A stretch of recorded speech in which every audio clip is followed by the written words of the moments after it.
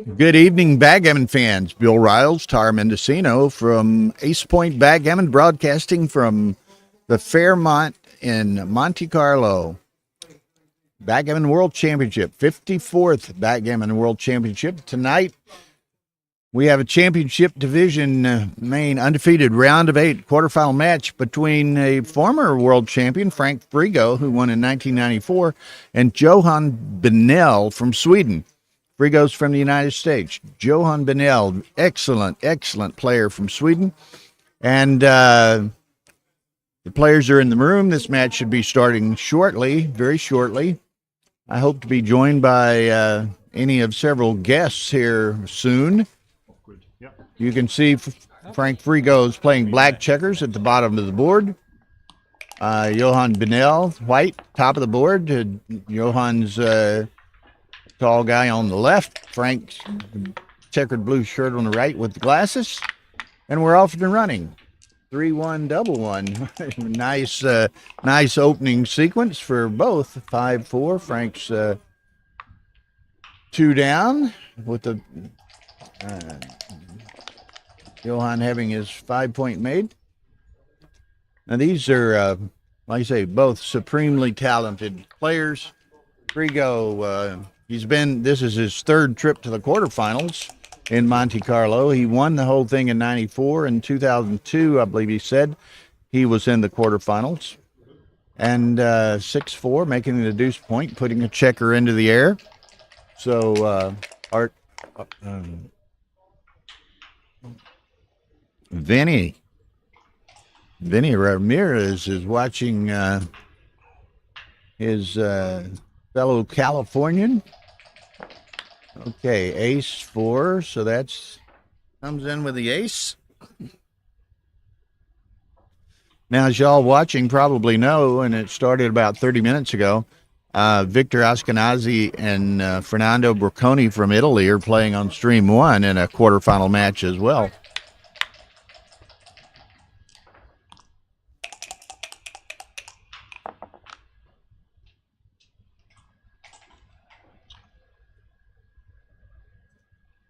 So, okay, so set of aces for Frank. Now he can, this is a bit of a dilemma. He'd like to make the midpoint. He'd like to split and step up with the back checkers to facilitate escaping those back checkers or making a forward anchor. So he's going to kind of split the baby. I suspected this would be what he might do. Make the bar, step up.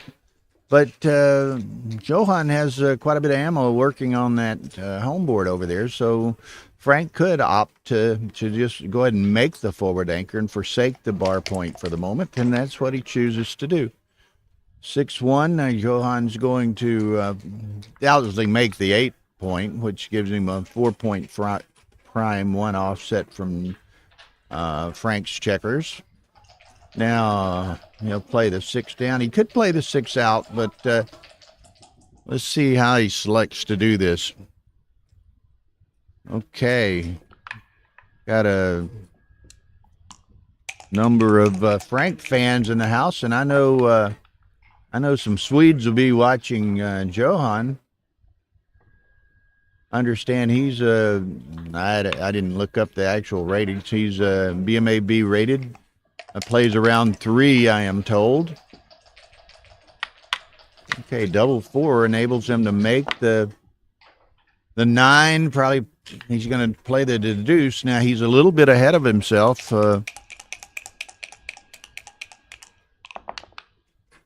Okay, Ian's in the house watching here. I know he plays in some shoes on occasion that may involve Frigo. I'm not sure, but we all know him well. So, again, Frank was able to make the 3-point. So, Johan, a nice 3-4 hitting and coming out. I was going to say he needed to get those back checkers moving as he had no timing otherwise. 3-4 by Frank.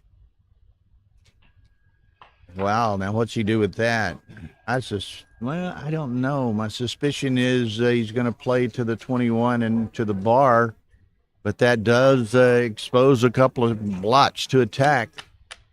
So let's see. I mean, he could play it safely, but I'm suspecting this, which, if he gets away with it, it's a more constructive position.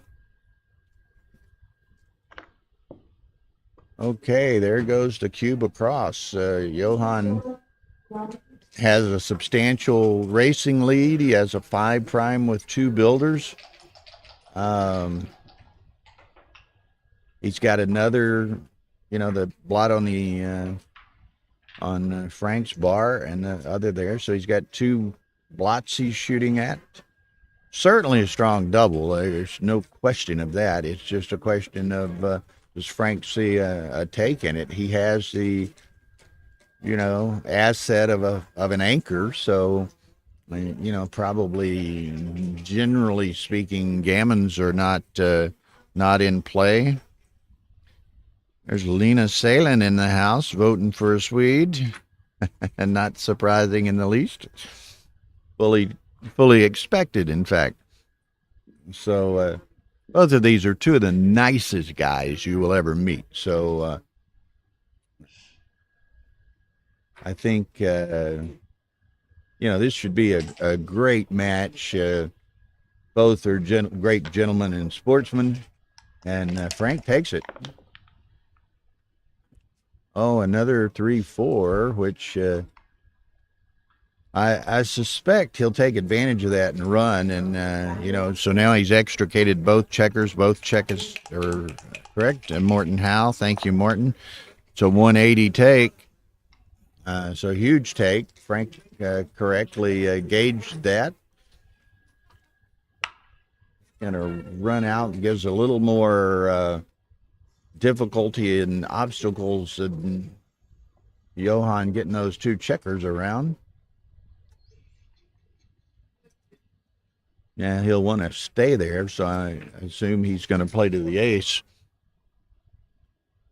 That position is, it's now this would surprise me a little bit, but I'll certainly defer to Frank Frigo's judgment over mine. But it would appear to me that, if you play with 3 blots there, you're the first was a 6 out. I'm sorry. So the ace to play would be 6-5. So there's Jesper rooting for the countryman. Okay, so he does play 6-5, keeps the anchor 1 removed, hits with the 7. If he so chooses, he has the blot on the deuce point. So now he's got 3 blots in play. Frank could do a little damage here, and a little damage he does. So he's probably going to come down to the 10. He can survive the next roll. He's really in pretty good shape.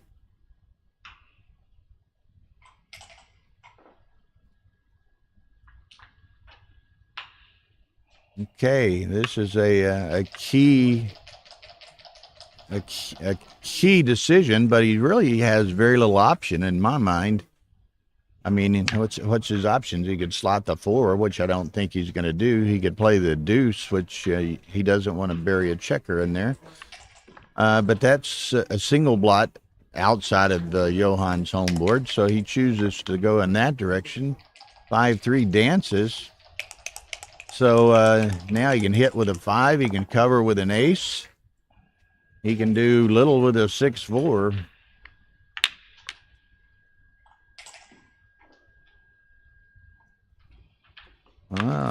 Nice to see all of Gothenburg here cheering on our man.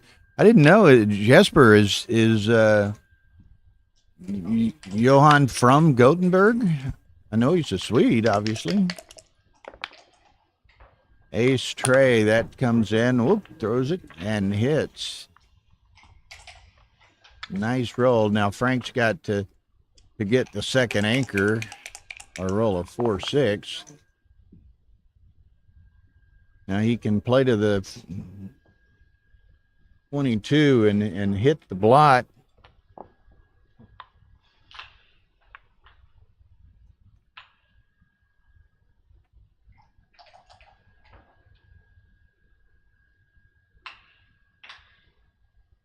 Yes, he's from Gothenburg.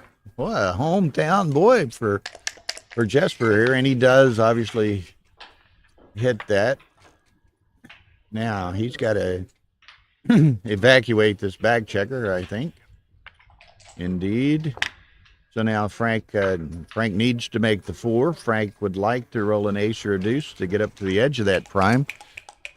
Doing both would be a bonus. And there are both. Now, this is going to be interesting. Oh, maybe he makes the 21 point with 2 checkers and makes the bar, leaving the blot on the 4 for the moment. If he covers the 4, he has a single on the 21. I kind of like putting 2 to the 21 and making the bar myself, although then you may have to give up the bar on the next roll to cover the 4, although he could lift the 4 if the rolls dictated it. But this, I like this. Kind of gives him some short-term protection.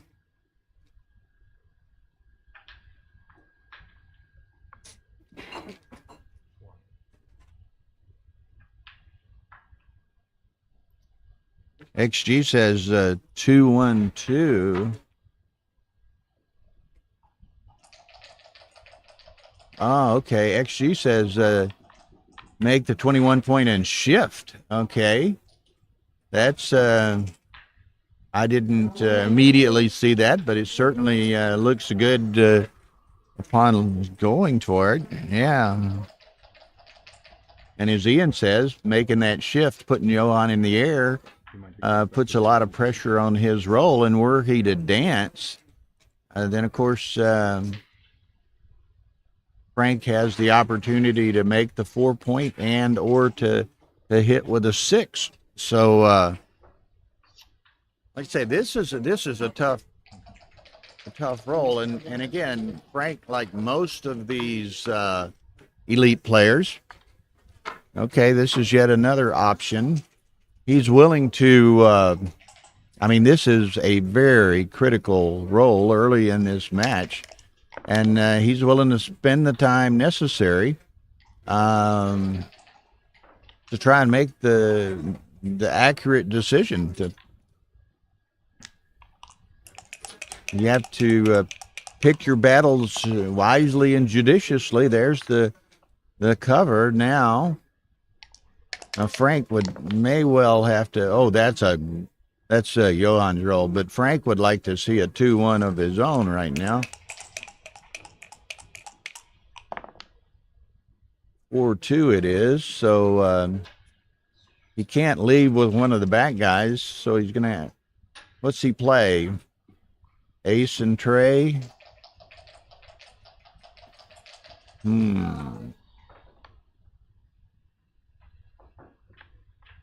Okay, he's going to play it, thinking about playing it 2 and 4, 2 and 3. Okay. So again, he's got some blocking, but with the 4 point. Now, Johan can't survive another flunk as far as getting out of that 3-2. Frank can. I don't think you hit it. I think you hope he busts and has to break it, but he's going to hit it. I guess a dance and a 6 by Frank is and or a cover. Oh, that cracks. Further cracks the board. 6-2, so he's out.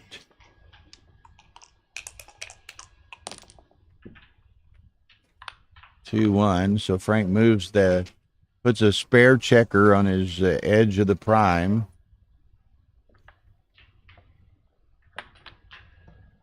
Okay. 5-2, so he can't come all the way. Well, he can come all the way around, but it's exposed to a 6 shot. You can play 5 and hit with the 2.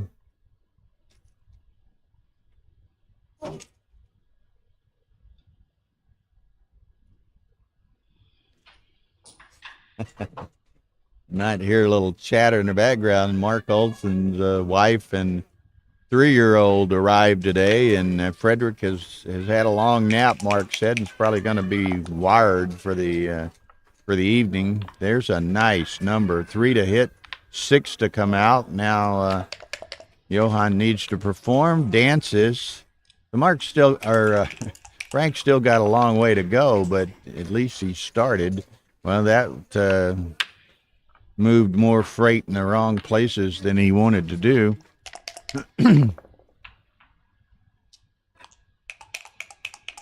Yeah, that 4-4 was not good. And now 4-3 forces it to crack again. At least 5-1. Okay. And Frank could still get squeezed off that 4-point with a 6, and there it is. So now Johan's Frank with only a 3-point board is just it's open season over here on those 2 interior blots. 6-3. Well, it's not what he had in mind.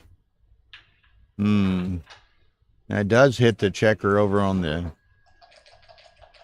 Johan's 10. That's what he'll do.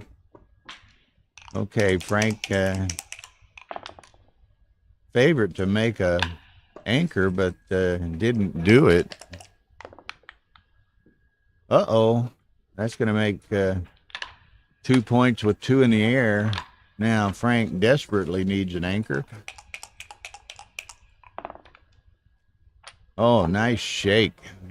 Double aces, which puts all 3 of them on the deuce point, which gives him a spare to absorb 4 or 5s and 6s with without breaking his anchor. So that's a nice shake. 6-2. Johan stays back with the containment checker. 6-1 it is. Okay. So now, see what Johan can do. 4-3 to hit. He'll go on to the 5.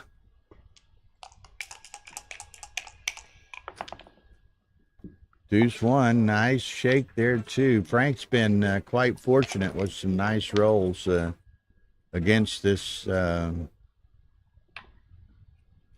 4-point home board. 4-1.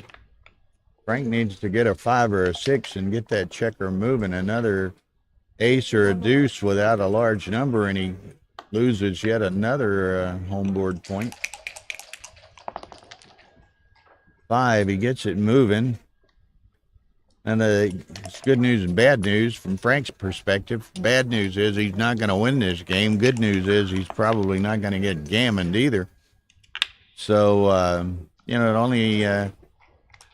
only cost him, 1 point for that take. And the take is Martin Howe, who is transcribing, I think. Showed us XG rated that as a fairly large take.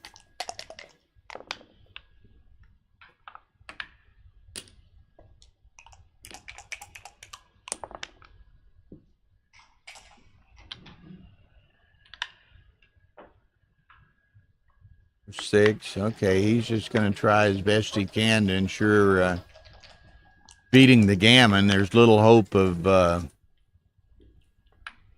containment, more chance of restriction of him getting out. You can take the 2 crossovers, but this is probably correct. 3-6. Frank needs to move around. Deuces will work. Boom. That, and Johan gets a workable set, which he doesn't, but any doublet will work if Frank doesn't get a checker off. Gets one off, so there it is. 2 points. 2-0 Johan after the first game. So the take, which was a good take, although perhaps a scary take, only cost him a single point beyond what he would have lost from a drop. So we're off and running. The ice is broken. Johan's on the scoreboard, or whatever, and we're going good. Let me glance over at the other match very quickly here. Fernando Bracconi is up on Victor 6-2. We've got 544 people watching that. That's a great match. We could expect a lot of people to watch it. And, of course, it started 30 minutes earlier, so it attracted all of the early attention. Hopefully after that match is completed, everyone shifts over to a great match here. There's a nice double five, so Frank's got 2 in the air. Still has 2 in the air. 6-1. Gonna split. I think after another flunk, he gets 1 in. Another 2 checker dance, and it would have been a cube, I think. Set of 6s. 1, 2. Kind of unattractive in that he's going to have to break the mid. Either give it up or break it. Well, he could go to the ace, but he doesn't want to go to the ace. So here we are, 3 blots out there. But, yeah, Martin says he's watching both. You can open 2 tabs and watch them both. But a good fortune of having two great streams with great matches. Now, I assume you can't listen to both, Martin, so you're going to have to turn the sound off on one or the other.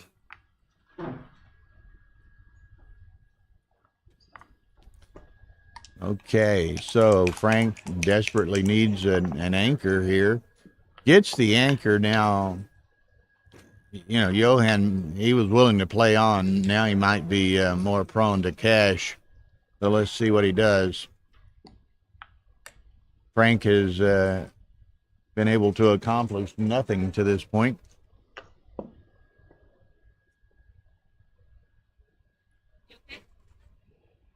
Yeah.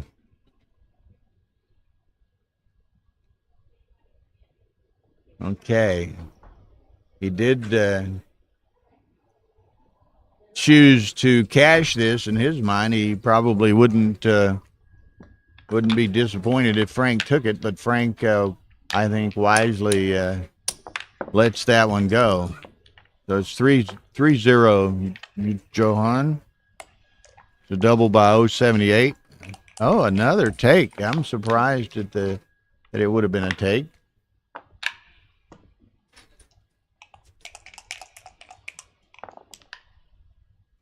Set of deuces, so he's going to hit and make the 4-point.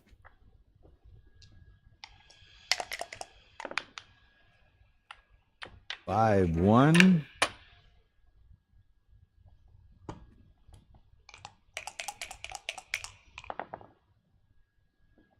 That is 6s, not exactly the time to dance. Makes the 5-point. Now he finds a 5. Maybe just, I don't know. I think I come to the 8. I want to make that 20-point anchor if I can.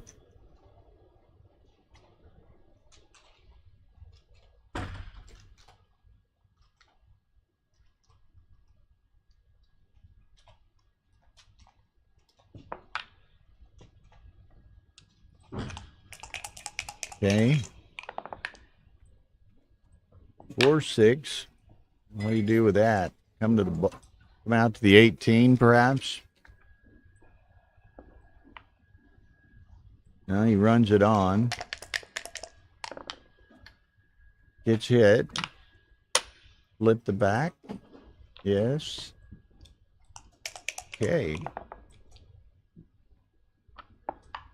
3-6. So again, if he ran from effectively that point last time, I suspect he runs from that point this time. And he does. 6-4, so he gets hit. Then which 6 does he want? I think I come out to the 14. Gives me more covers for the 2 blots in the outfield.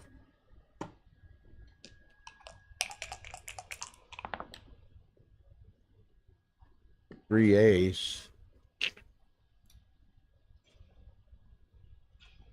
I think I would make the 24 and come to the 10.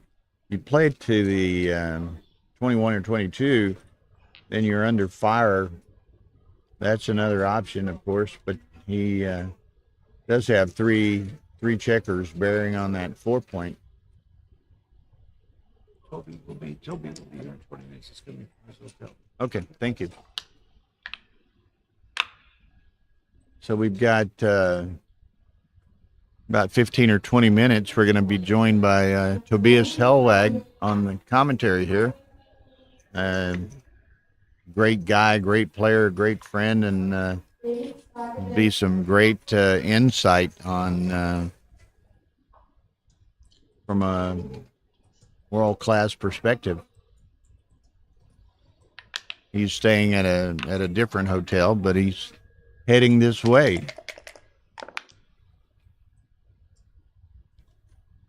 Okay, 5-3 hits. And this is not, you see this all the time in backgammon. It's part of what we love about backgammon. And particularly in a long match such as this 17-point match, there's going to be ups and downs. It's going to be a roller coaster ride. In this case, and we've seen it in earlier matches this week, this one seemingly, is going all Johan's way here early on. We're on only the third game. But Frank just has to maintain his emotions, play with discipline, and if he has to turn down 4 or 5 in a row, do it. And I think he's been playing forever. He's been around. He's probably seen it done and seen it all. So he's not going to get flustered. He's been through these wars several times before. As he had told me before the match, this is his third time to the undefeated quarterfinals. 1994, I think it was, he actually won the world championship. So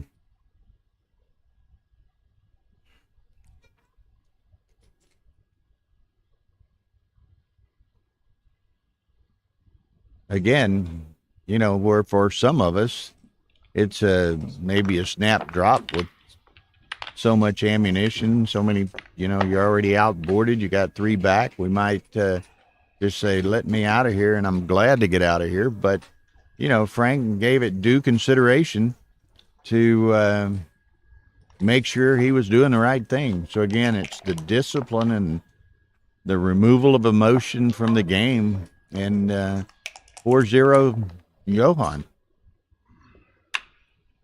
You've got to want to step up.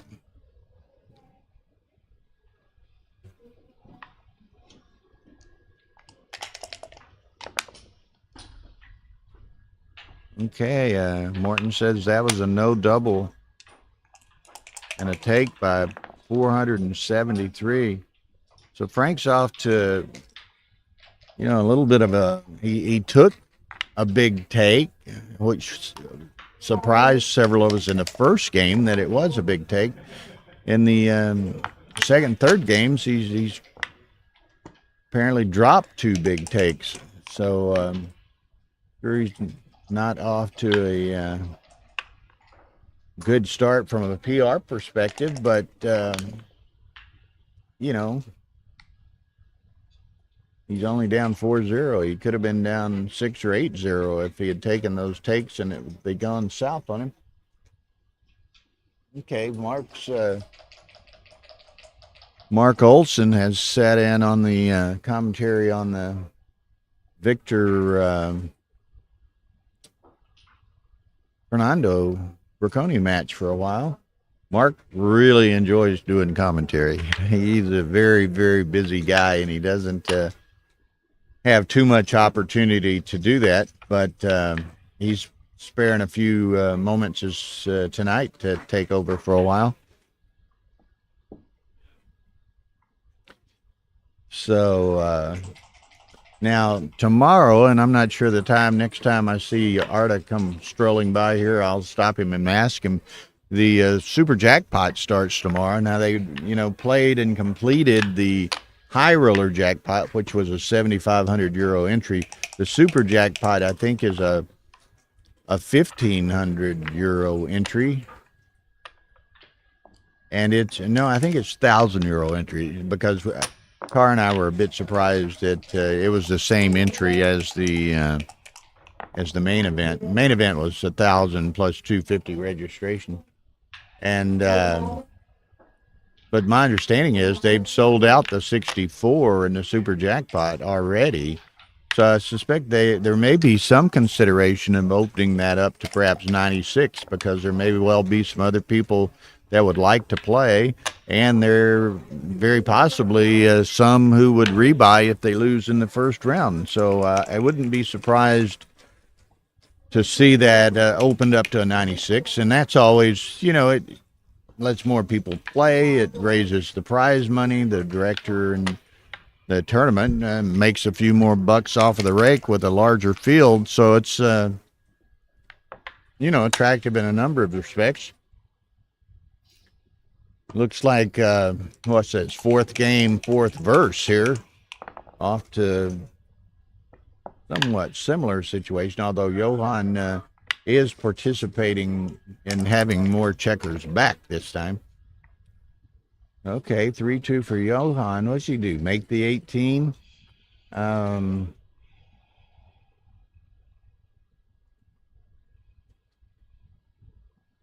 Johan is actually from Jesper's hometown of Gothenburg. Really? Yeah, Tara's sitting here next to me off camera, but our good buddy Jesper Carlson, who, of course, performs a important and critical role in our Texas Backgammon Championships every February, is from Gothenburg. Obviously, knows well Johan. And okay, Johan still now, does he? I don't think he wants to give up the mid to hit that checker on the. Yeah, he's going to slot the 5. So seems to be the appropriate game plan at the moment. Now he can make the 3. He could make the 18 and slot the 3. Yeah. Oh, pardon me. I think that might be best. Okay.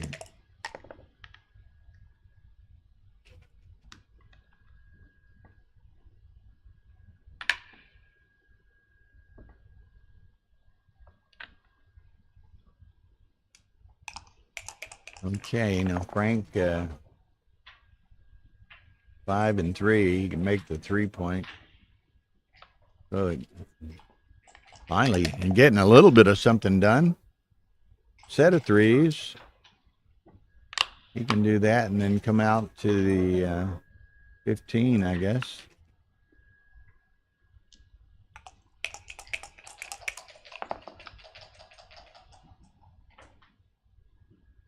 Four ones to the 8. And Johan will probably work this loose checker onto the other side in some fashion. It'll go to the 6. He could play, leave the anchor and leave a 4 shot. Try to pay now and extricate all of his back checkers. He plays to the single to the 6. He's stripped on everything after that. So the next roll next couple of rolls may be increasingly complicated. Yes, Martin Howell reminds us that Cyprus winner Kare Aronson from Gothenburg as well. So quite a 15-6 is that's Michael Westerland's opinion, I think. Martin Howe is transcribing. So now this is, he's going to take the pay now chance to extricate them all. he is successful in doing so. So I think he's going to maybe the 3 and slotting the 4. Not too many options there.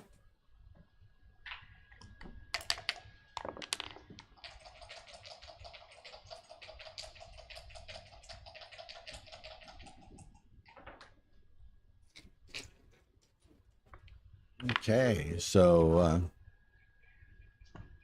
3-4. Now he has to leave a double shot, but with either of those shots, Frank has to give up an anchor to hit it.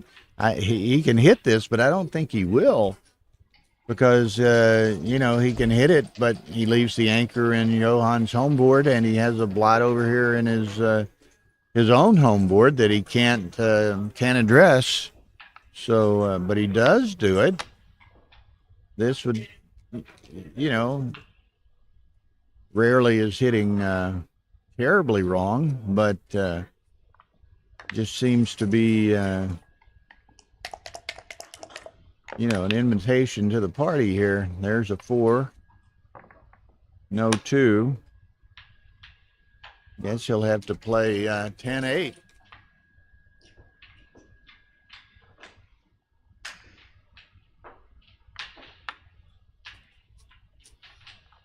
Play 8-6.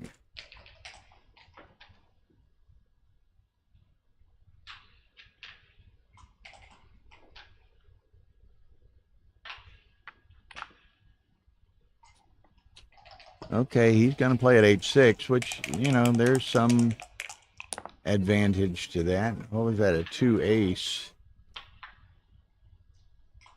Wow, dice are making Frank work for a living here. Nothing's coming easy.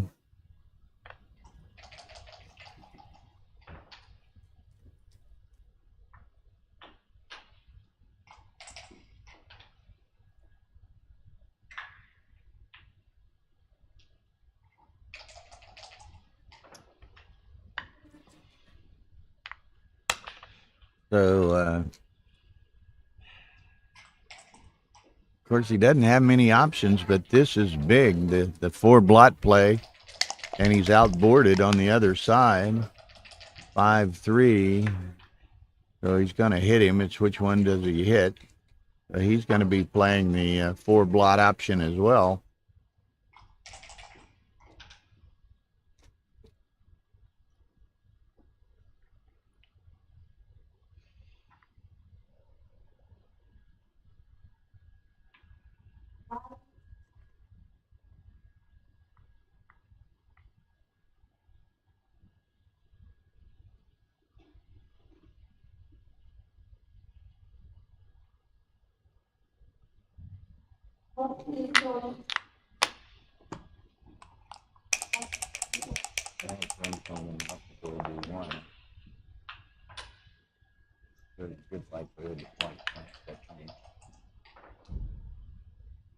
Okay, so 3-1. He can tidy this mess up a little bit. Okay. Double 3s. Now that would, what do you do with that? You make the 8. And go to the 10 and then go to the 3. Something of that nature.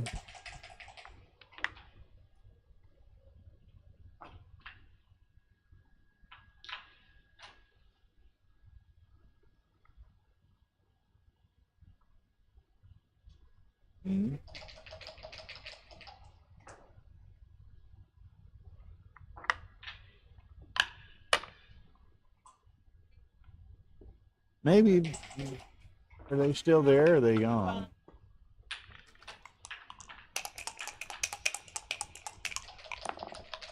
They're, yeah, okay, no, that's fine.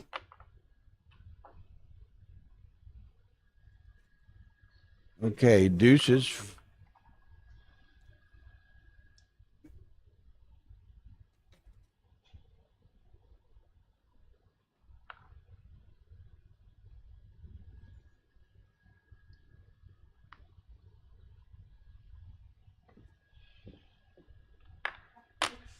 Puts a second checker up, which has certain advantages. Steps up there.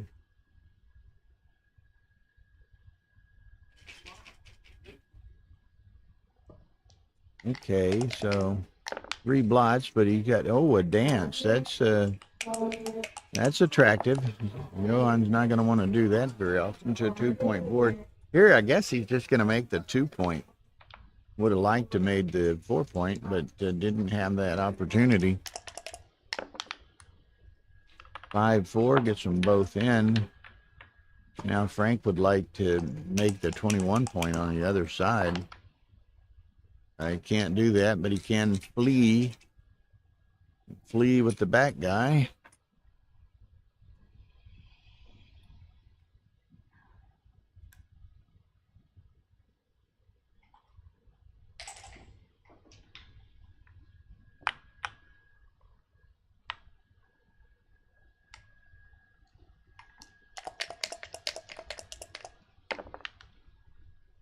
Or 5. I think he's going to pick this blot up and then play to the deuce. Well, that blot doesn't cover, does it? Okay, my mistake.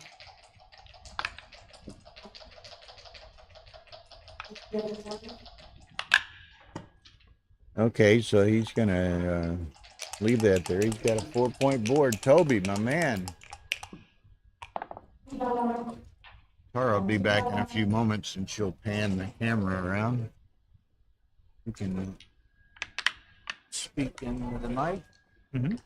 It's Tobias Hellwag from Germany joining us.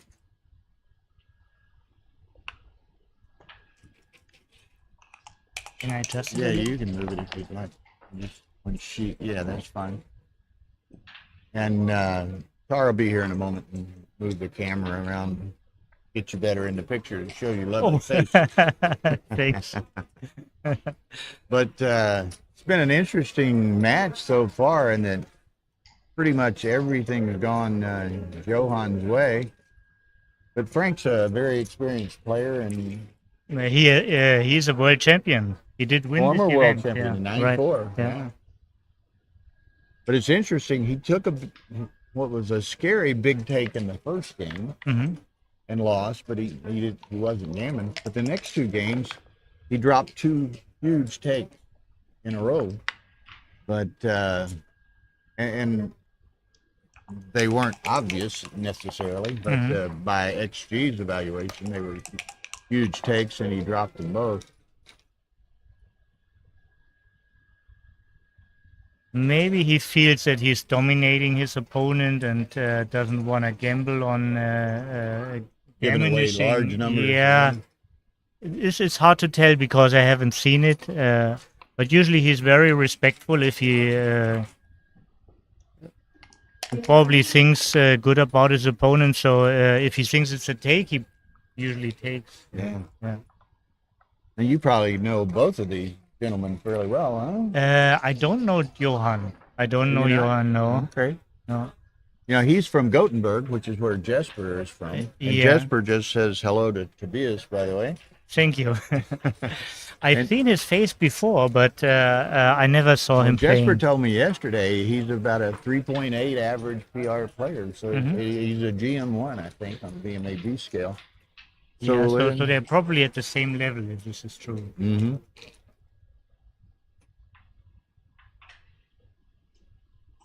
So now we have a holding game.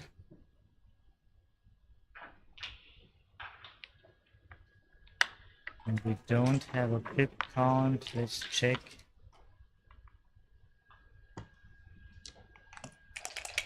Yeah, even. Yeah, white is up, so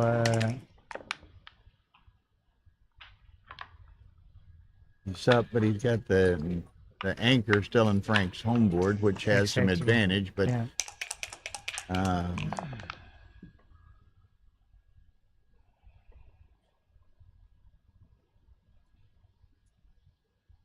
Well, he almost has to do this. A 5-point board on the other side. He can't really volunteer anything.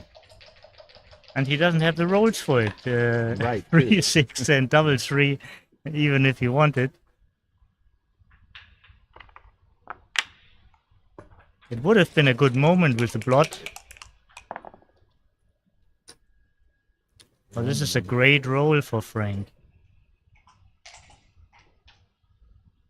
First of all, he's gaining in the race, and second, I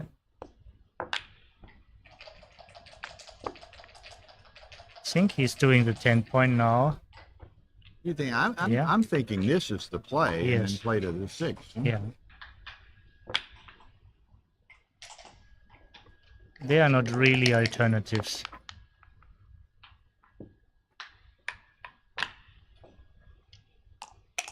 He's close. Yeah, Black is still down in the race, but not by much anymore. But, he is stripped, but Johan's got to play also. So the question is, when would be the moment where cube action is coming up? So it's either if White is able to escape with like a double 4, or he has to escape with only one blot, and Black has a stronger board and some pointing numbers. So this is the question. Does he want to... It's only 2-6 and 4-6. He's afraid of now, but...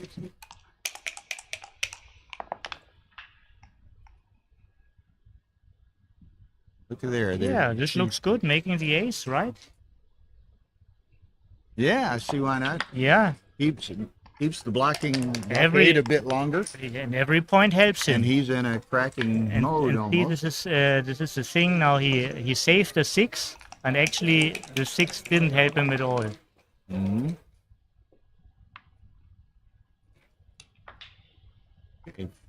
Frank's really from a weak position earlier has about got this to maybe even a bit of an advantage, although the double deuces helps. Certainly his favorite, because he is actually holding White back, even if he's down in the pips. He has a frontwards game. Yeah, so this always makes him a favorite. Looks like 8-4 and shift to the 9-point.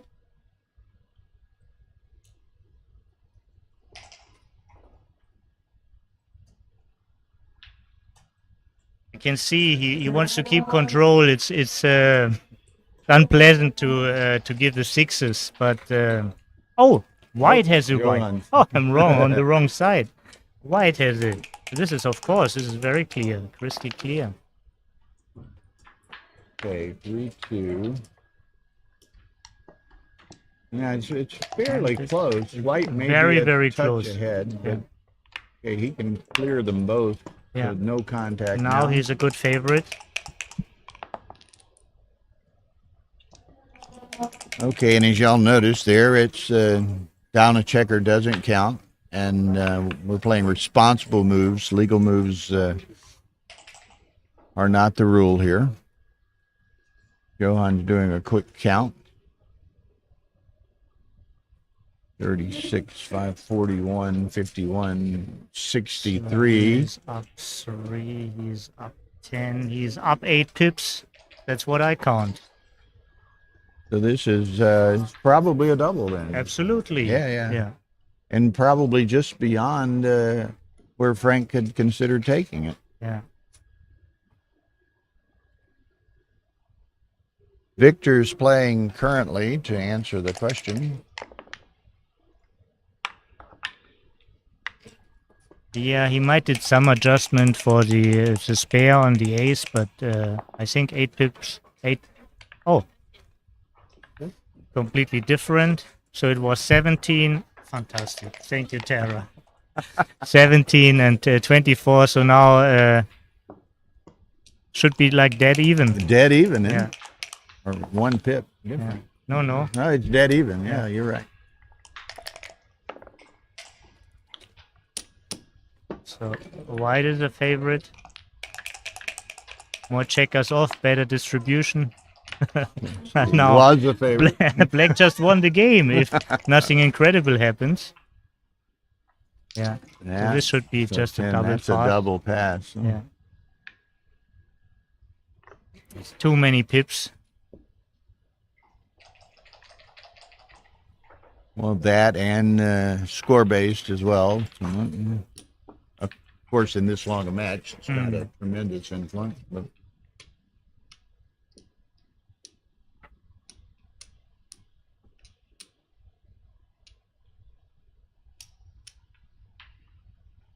so what is it? It's 10 checkers against 9 checkers, but Johann's got some misses ahead of him. Frank's unlikely to miss. Yeah, this is it's just a huge pass.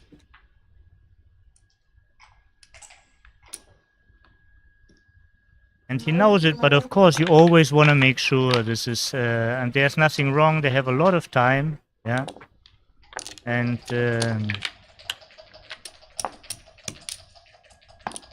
never hurts to spend a few seconds, even if it looks clear, but you don't want to overlook things.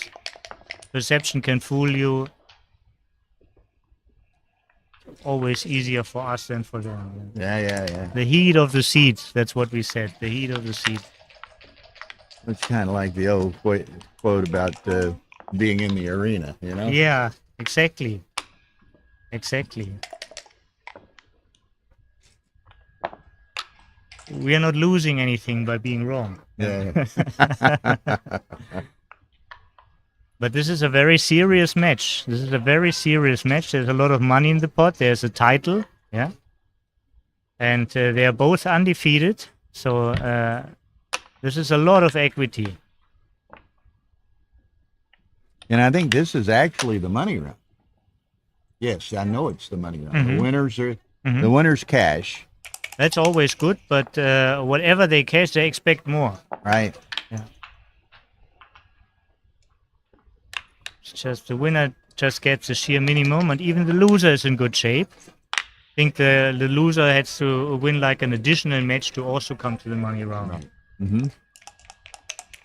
But you know, in this particular event, and there's a lot of money on the line here, but I think the prestige is even Absolutely more significant.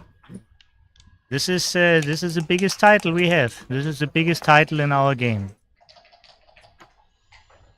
Frank won it once. Well, you know, he And, told me, I was talking to him beforehand, this is his third time to get to the undefeated quarterfinal. Wow, Now, that's he a won- good record. Yeah, he That's won a good once. record, yeah. He lost in the quarterfinals once, and this is his third time.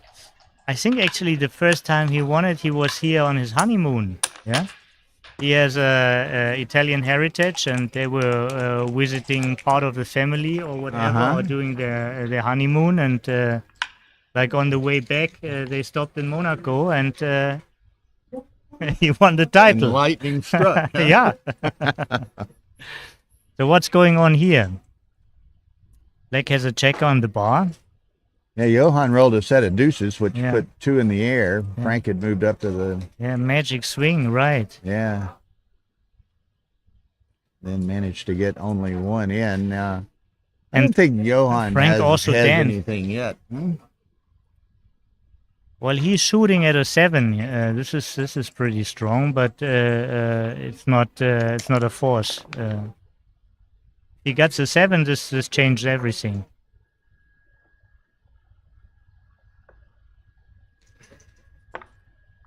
Not so sure. I would move the worst place checker, which is like the one on the 24.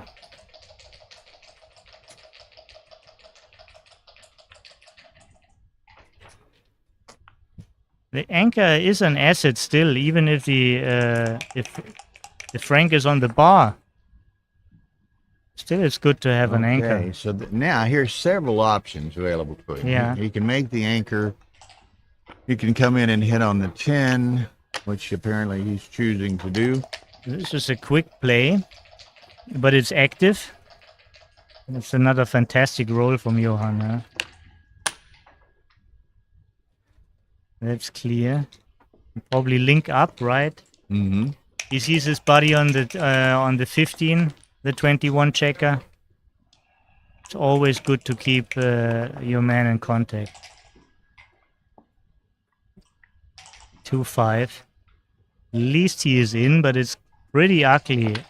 Wow, this is very ugly, but Yeah. it's probably right. He can't afford to Yeah. get hit again. He wants a break. He wants one roll of silence where he's not on the bar and can move something afterwards. 1, 2, and 3. Wow. Johan really has the numbers right now. Really comparatively easy to play when you're getting everything. Absolutely, absolutely. Look at this. This is a good roll. This is a good roll, right? Yeah.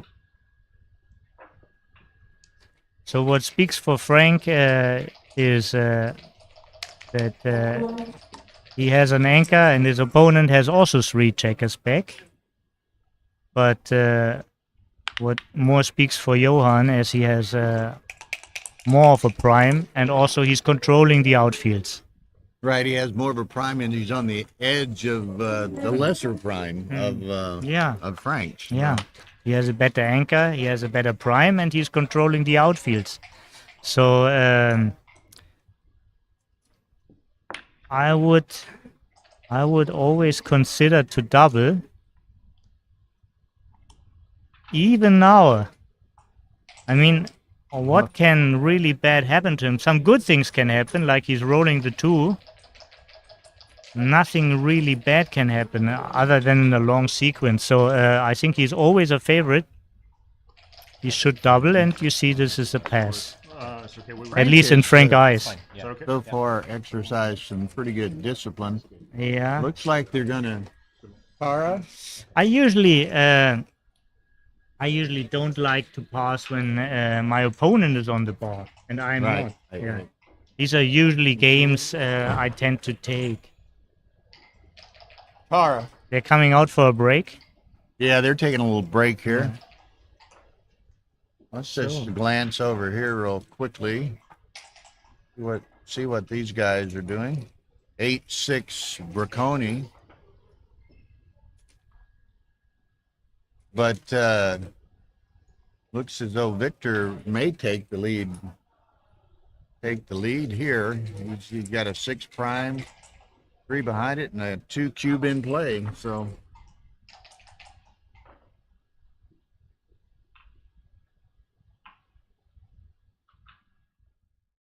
Fernando Bracconi, he was in the semi-final last year in Monaco. Yeah, I know he made a pretty good run last year. I know we very streamed him, good, and he also played very well. He also played very well last year in the semi-final. I remember.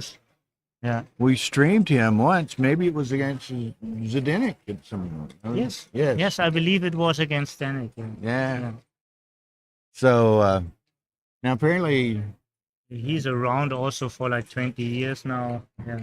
And he doesn't look like a kid, you know?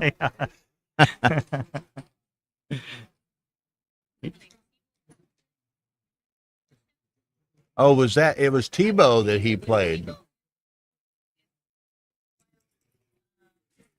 While Sander and Wilcox, the drinking match. Yeah. I'm not so fond of this kind of action. Yeah. For me, backgammon is like sport, and I prefer that the people behave like it. Yeah. Nothing against push-ups, but I think drinking doesn't support your game. Yeah. So. And one thing maybe about the error rates, it can be very misleading. You know, error rates get hyped, or people get feel bad if they messed up a game, but it's about the contest, you know. Not everybody gets the same questions asked.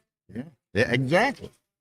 Sometimes they're not taking the same test, right? Exactly, they have a different test, and sometimes people have good solvable questions, and sometimes it's really tricky, you know.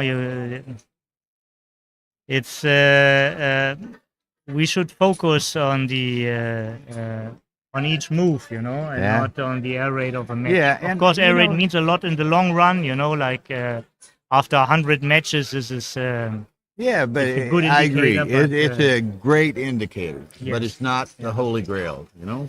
it's not in one match, you know. I see it too often that people hype a good match, yeah, and say, wow, look at this, you know. As for myself, I never posted ever in my life an air rate of mine, you know, Mm-hmm. bragged So about far, it. Martin Howell is transcribing, and we're talking about PRs, and they're indicative, perhaps, but neither are playing that elite game just yet. Frank's at 6-1-2, and Vanel's at 5-6-4. Yeah, Frank had those two early passes big, maybe, yeah. those passes, Yeah. which were big errors.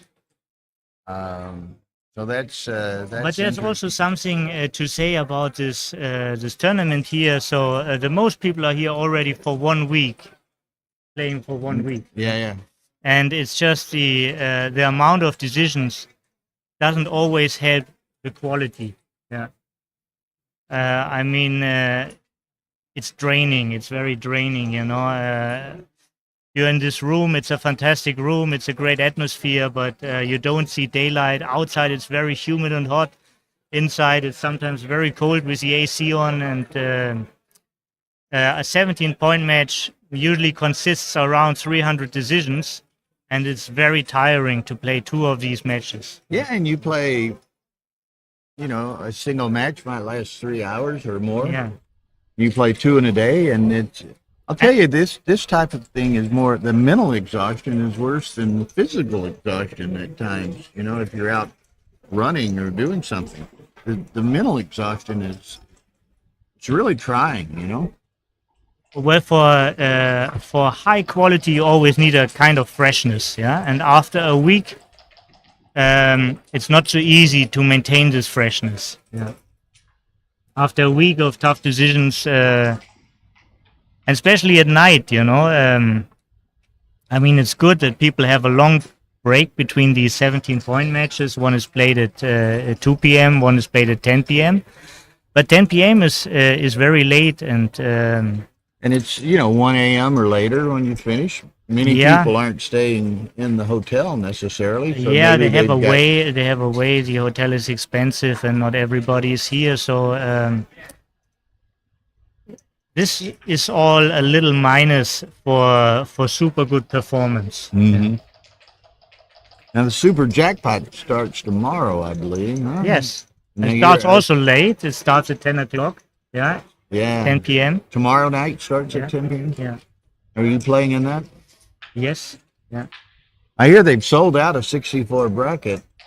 So I wouldn't be surprised if they might not expand it to 96 or something. But I've not heard Arda talking about that, but it wouldn't surprise me in the least, because maybe you have some additional players and you will get some rebuys from the first round losers. Yeah, it's a little bit hard with the schedule to fit in many more players. True because we only have like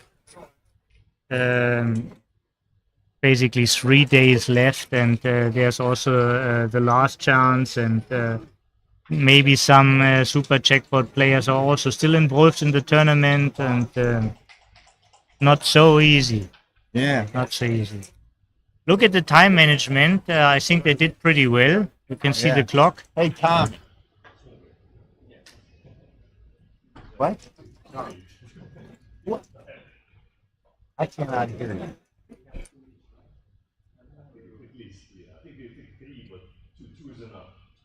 Oh, I was going to try to get somebody to go look and give us an update on the Chris Rogers. Yeah.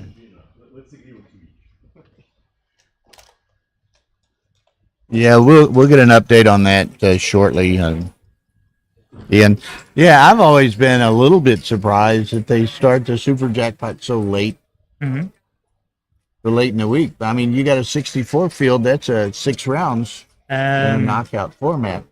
It changed a lot with the schedule over the years. There used to be always like a free day on Wednesday with the gala diner, and this was like the super jackpot day. But this was like in the old days. And the format changed over the years. We used to have like 2 consolations and no second chance, and so I think to adjust the schedule perfectly, the process is still continuing. It's still going on. It's nothing is set in stone, and a new team is running. I And guess we got a new team. This Yeah, is the second exactly, year, so yeah. there's going to be some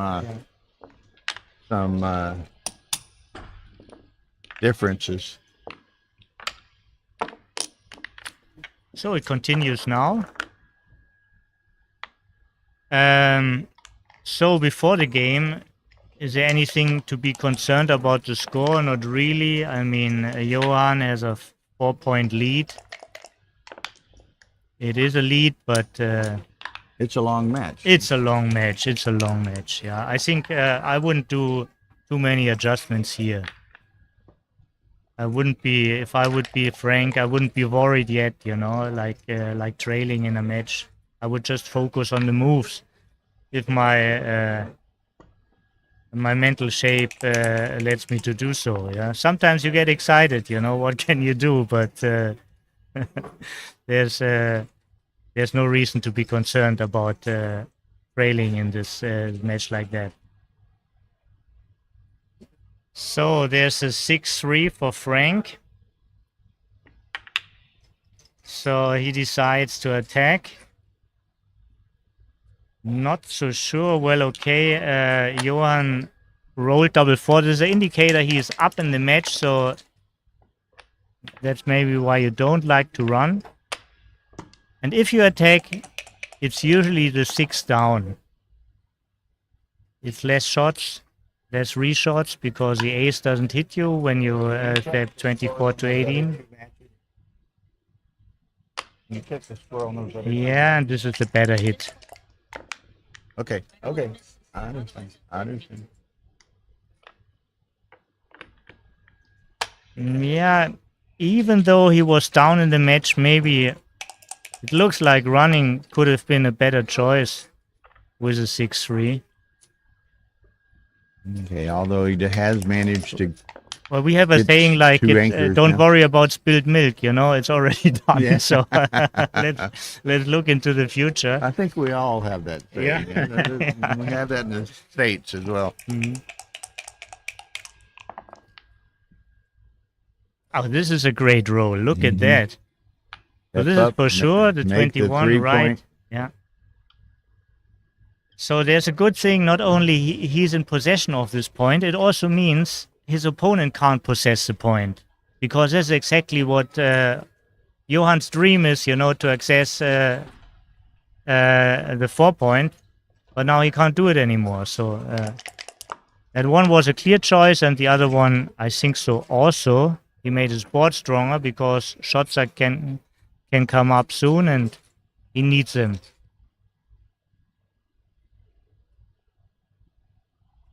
He's not looking forward to play a 4-1 game. He's looking to hit. He wants to play this forward. He's too fast to hold both points.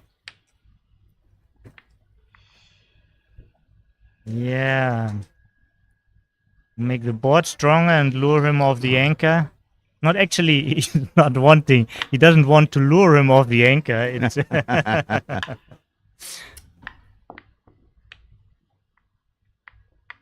yeah, I think this makes the most sense. The other thing is a double shot, and as I said, he has no Frank has no timing for 1-4 back game, so he needs an early shot, and better give a single shot than a double shot, and better have a point on the board when it's about hitting. So really looks like a good choice. He's not spoiled with this roll. He could slot, but probably it's only like 39, and I think this is his play. Yeah. The only reasonable play. Sure, he wants to keep the points he has, and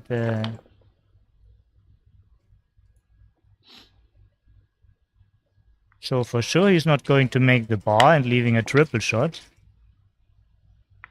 And this ace gives him only 1-6. And probably the 6 gives him only one ace, so it always ends up at the 2. Yeah.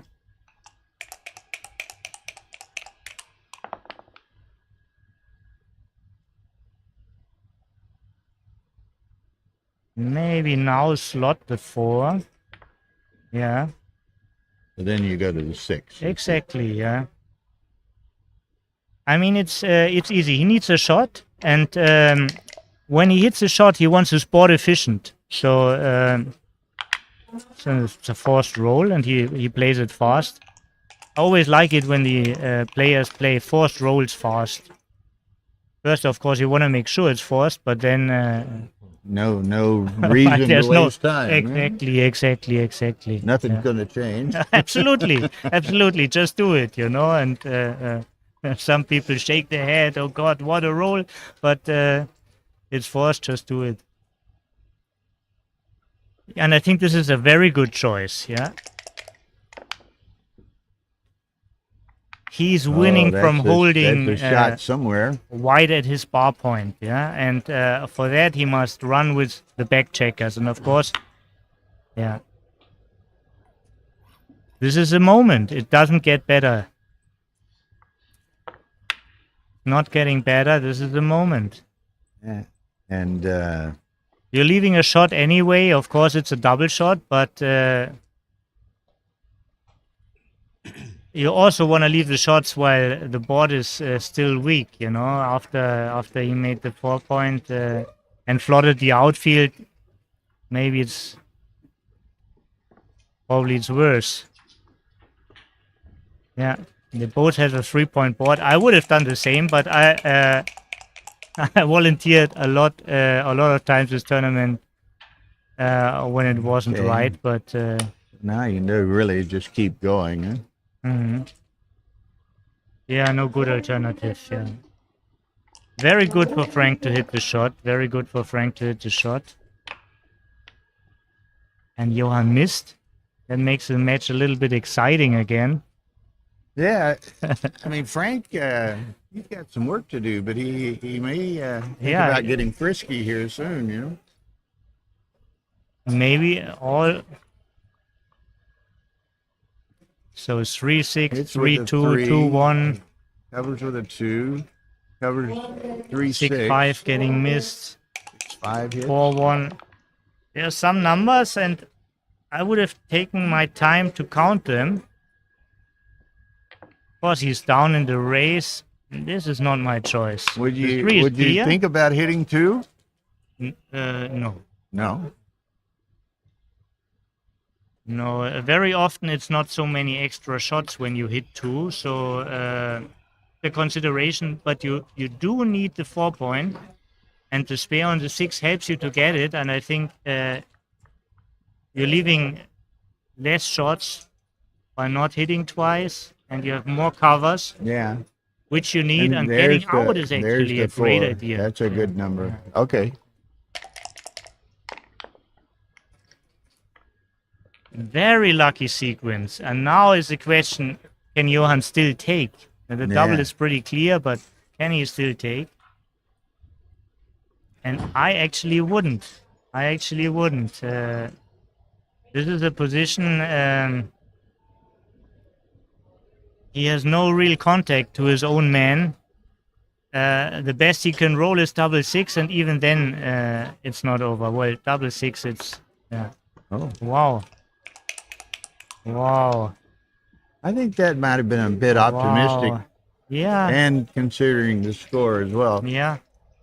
We don't have an XG feed, and now 13, I'm not better 11. than these players, but I wouldn't have taken that position. Yeah, it's a 107 pass. Yeah.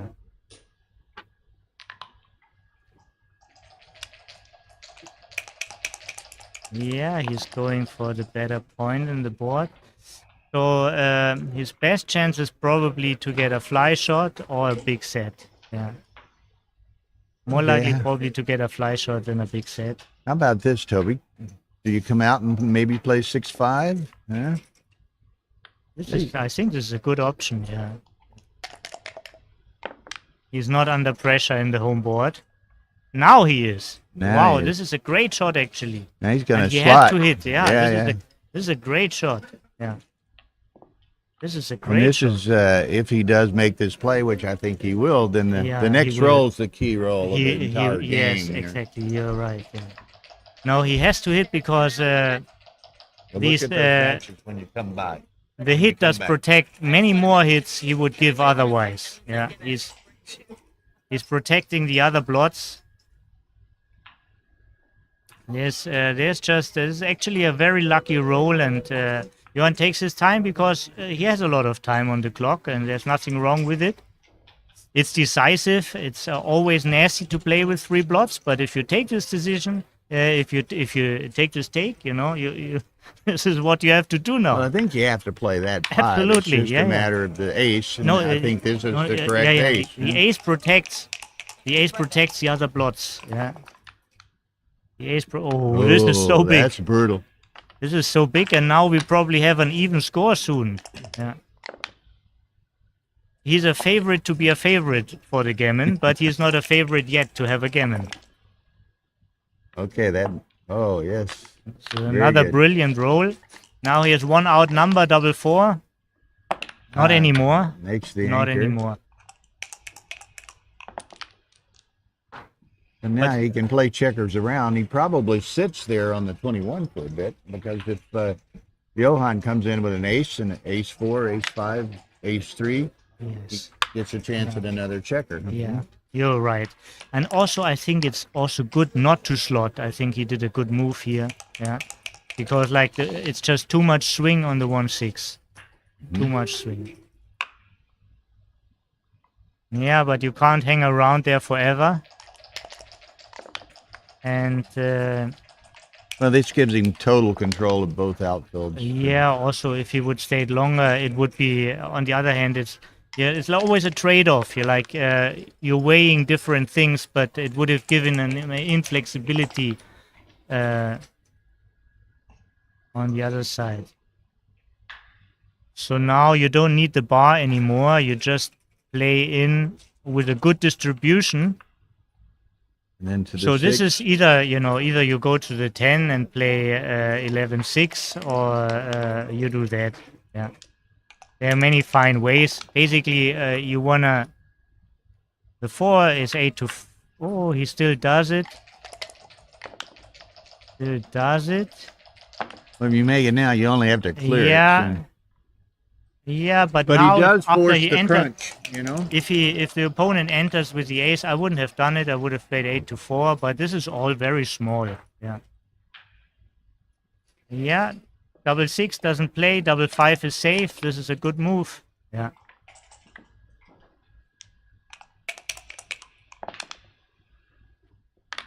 Okay. This is also the right move. Now 5-5 leaves a shot, but anyhow, this is right. 4-5, perfect distribution. This is getting ugly fast. Yeah, you really want to throw up when this happens to you, because even if you hit a shot, you can't win You the can't game do anymore, anything. right? Yeah. Yeah, it's very painful. This is They say his only hope is to hit and save a G. He's not going to win the game. right. Yeah, but he can save a G even without hitting. But I think he's not a favorite anymore. He really needs a 6 to get out. Yeah. But he is a favorite to get a shot still. A very good roll for Frank to bear off. 5 is very good. Oh, sorry. Yeah.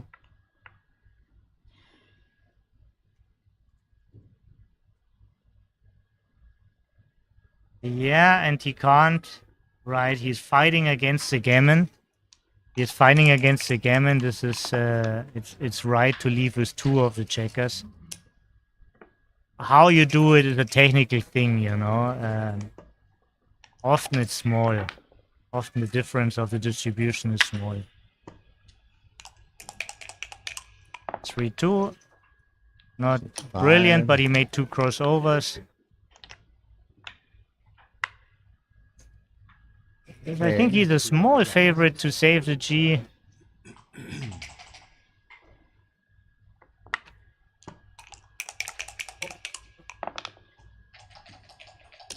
Well, Now he is a favorite to lose a G again, unless he hits, and he hits. but there are returns, many.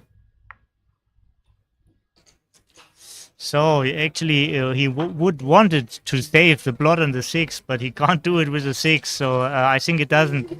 It's not a good choice to stack up the guy on the 8. It's not really safe to. You don't want to This is burn exactly those number of pips. exactly. So go out. It's a good move. Yeah. Wow. Oh, Oh. Very painful for Johan. Great roll for Frank. Oh, double force! no. Wow. And now there's Now a lot the- of BGs. now the BGs in A lot play. of BGs. Wow, the ace. Such a big roll. Such a big roll. And I can tell you one thing, emotions are coming up in these sequences, yeah? And emotions are always good for excitement, but never good for decisions, yeah? They're never good for decisions, yeah? Like that. That's not the device you want to use for good decisions in backgammon.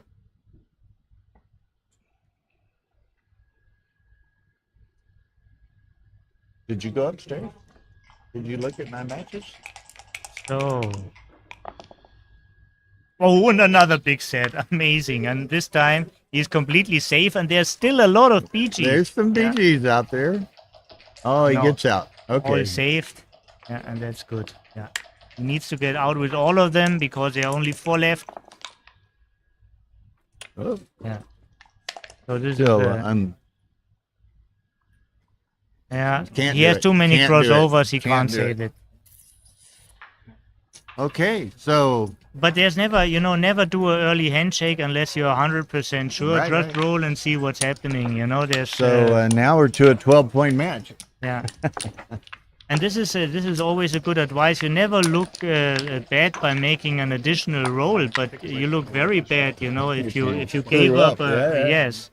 If you gave up a gammon, you still could save. Yeah.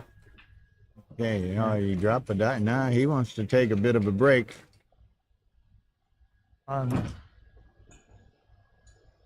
Yeah. Maybe he needs some water. Yeah. Yeah. We could see him walking out, taking some water and chocolate. Yeah, they're going for another break. Do you know how many breaks they do have? They get 3 5-minute breaks. 3 each. 5 minutes breaks each. Good. Yeah. Now, if they, and I was asking Art about this last night because yesterday we had a couple of people who took some extended breaks, Mhm. and I asked Art, and he said, "Well, if it happens much," Mhm. he said, "I'll start combining their breaks. You were gone for 20 minutes. You've used your Yeah. allotted 15 minutes Yeah, of breaks. yeah, You know." So one good thing is it has happened in some tournaments just to build the break time within the clock. So you just the clock is running of whoever takes the break, and everybody gets additional time for that. I have no problem with it. I kind of like the concept. Yes, yeah, because you use what yours the way you want it. Yeah. Exactly. Yeah. Of course, it may be an Yeah. advantage to the young guys as Uh, opposed to the old guys. The young guys always have an advantage because they are fresher, It in every sport it plays a role, and even here. But also you need a lot of practice and knowledge, and for that you need time. Yeah. So, So and for me, for example. I'm not such a big fan of breaks because to keep the focus high, yeah, it's this match could easily last 3 to 4 hours, yeah, and sometimes it's good in a break to get fresh again, but sometimes also it just adds time which is a negative. You know, and so many people seem to use it, you know, to break momentum or to change a trend Right. or something. And I think Yeah. that's more psychological than it is Yeah. anything else. Yeah. So both of them already took one break, and it's 5-5. It's a 12-point match now. What to say about the score? Nothing in particular. Is there any good assumption how we can characterize these players? What gives us insights? What we have seen? I don't know. I mean, it seemed to be, other than those two early drop Yeah. by So Frank, we could tell it Frank seemed- is a little bit concerned. He's very careful. He's not looking for the swings. We could also see with the 3-4, his first idea was to play the checker to the 6 when he was hitting. You remember? Yeah. The 3-4, this was his first Maybe he's instinct. taking So more he of has a a just tendency here. grind it out mode, you know? Yeah, But, yeah.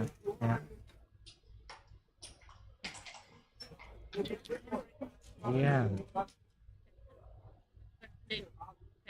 Okay. So we give you an update on the other match. Takes a little bit.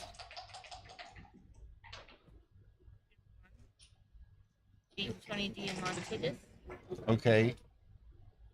and current score is 7-12. Chris Rogers. Okay, so current score is 12-7 Chris Rogers against Kenjo Nakasuka.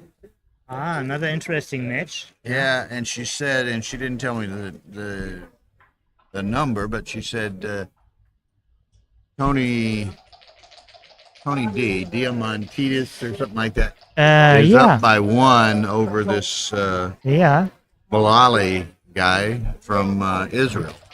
Ophir Balali, he's a very good player. He is also a student of Falafel, and he is to many European tournaments, and he's doing well. He knows the game.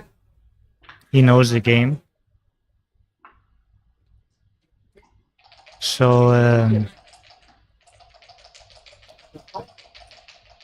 yeah, it's a little bit sad we can't see all the matches. Yeah, a lot of exciting matches going on. Victor is a little bit in the lead now. What did he win? Yeah, 12-8. 12-8. That's actually that's quite some lead. He's 1, 2, 5 3, away. 4. 5 So I away, think, 9 away. The winner of this plays Rogers or Nakasuka. You're saying Malai plays either final or free throw? Yes, it's 1, 2, 3, 4. Okay. Okay. So Victor's built a pretty decent Neil is on the chat. lead. Yeah, Kazara. That's on the other right. stream. Okay, I see. This is on the other stream. They started earlier, Uh-huh. so they got everyone. Yeah. So hopefully, Yeah, so he was asking for a link to Drawboss. So what I did is just Google Drawboss in Monaco, and I got immediately to it. Yeah, sometimes easier than asking people for a link. Yeah. Oh, that's also good. So for everybody who's interested in the draw, it's on Drawboss, and there's a link which is below the screen. below if you go to the- show more. Yeah. It shows the links. fantastic. Yeah. Now, Mrs. Bubbles says hi to Toby. Hey, Denise. Good to hear from you. Hi, Denise. Okay.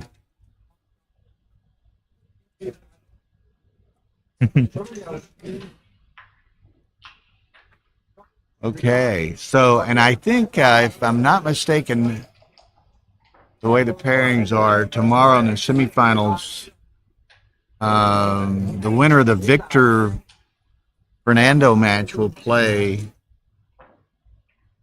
the winner of the Chris Rogers Kingo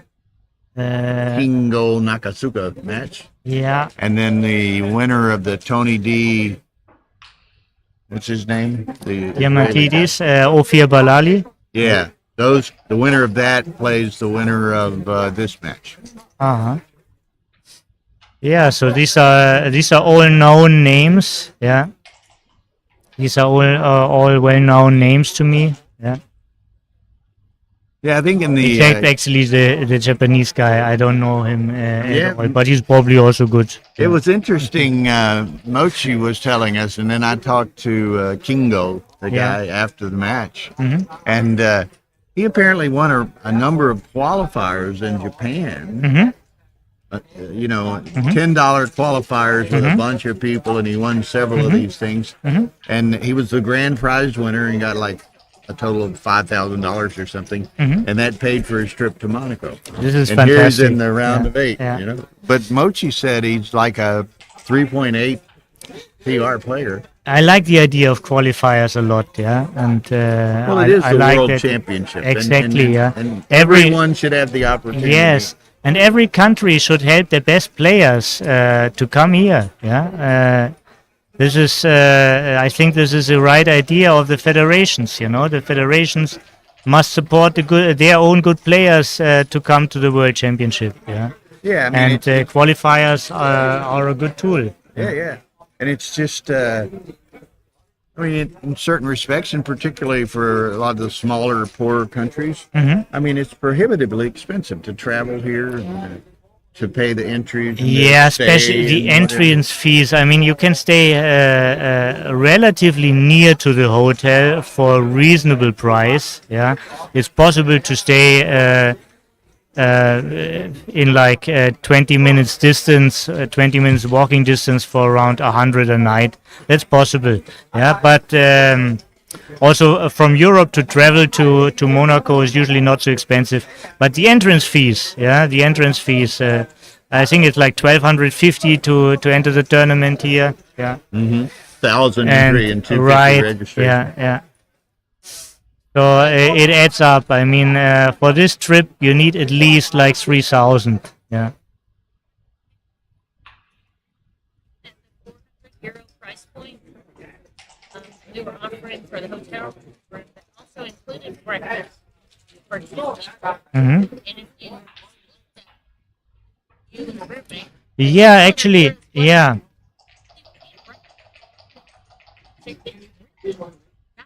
compared to other hotels Yeah. in Monte-Carlo, which Mhm. started at 1,000. I agree. If you get the early deal, this is actually the Fairmont is. Yeah, I like it. I really like it. It has like these big Vasarely painting on top, and it was state of the art 50 years ago or 60 years ago when it was built. Yeah, I like the architecture. It's a convention hotel, and it was when it was built. I mean, Monaco was still like a fisherman's village. Yeah. Yeah. It was not like it is today. I mean, it had some prestige from the casino and, of course, from Grace Kelly, but it didn't look like now. Yeah. Now That's pretty amazing. And this area just to the east of the Yeah, hotel here, right, yeah. I mean, they're out of land, right? It's just wall to wall. They built an artificial island. Yeah, they built it and I saw it on in the piers. process. Yeah. And it's built on piers, and there's several Yeah. very large buildings going up in a little bit of a bay that was just east of the Fairmont. Architectural, it's amazing. Yeah, I don't know how good this is for the environment, but architectural, it's amazing. We can only hope that the level of the water doesn't rise too much. That they have long joy of this artificial island here. Yeah. But I'd posted some things the other day, and I know you've been here. In my estimation, that probably the best breakfast in total that I've ever had is the buffet at the Fairmont. Best food, best scenery, best atmosphere, you name it. It's just unbelievable. Okay. For me, the ranking of breakfast is first goes the Four Seasons in Istanbul, and second is the Eurener Hof in Trier. This is the Eurener Hof in Trier. You remember? Oh, man. I think they had a great breakfast. That they did. That Okay. was an unbelievable tournament. Tara and I were talking about that again today. I mean, as far as a, Yeah. We need to. I mean, Let's the, finish with the map. It's really. Let's just No. keep it. Yeah, it's okay. oh, now they put it away. Again. Now we already have our transcriber working on stream one. Yes. Yes, Much Ian. better on this side. Yeah. I was actually not really paying attention. They played with the best blocks before? Or, No, they added a baffle box. they but added now a- they put it. Yeah. They decided. Okay. They only put it there for a moment, and then they decided not to play Yeah, with it. yeah. No, I mean, Usually, I like the idea of baffle boxes. Also, it protects some players of shaking too long. Yeah, like for example, the great Kazuki.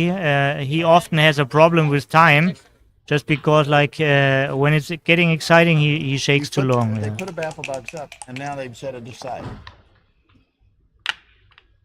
I haven't. They weren't Exotic playing with but a baffle legal box action. before, were It's exotic but legal action. Yeah. they? Yeah.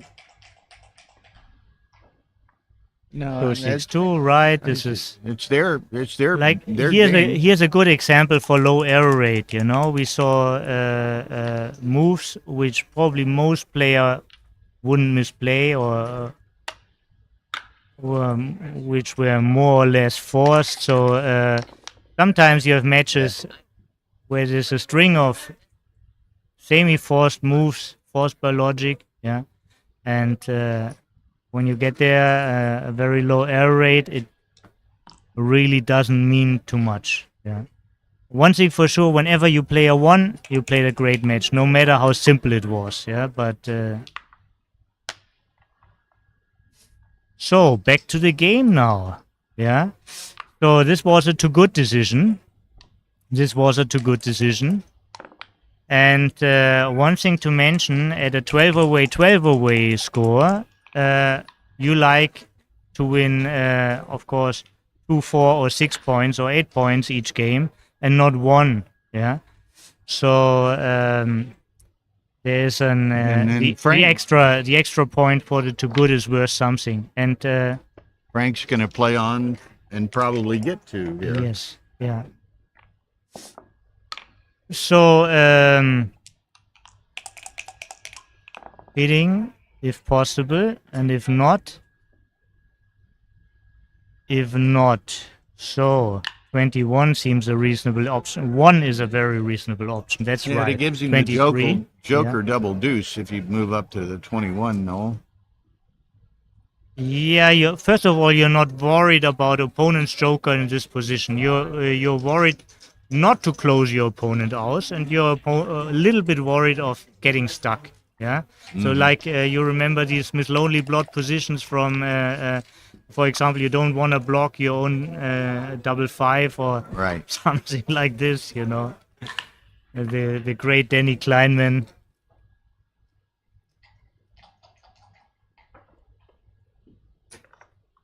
Yeah.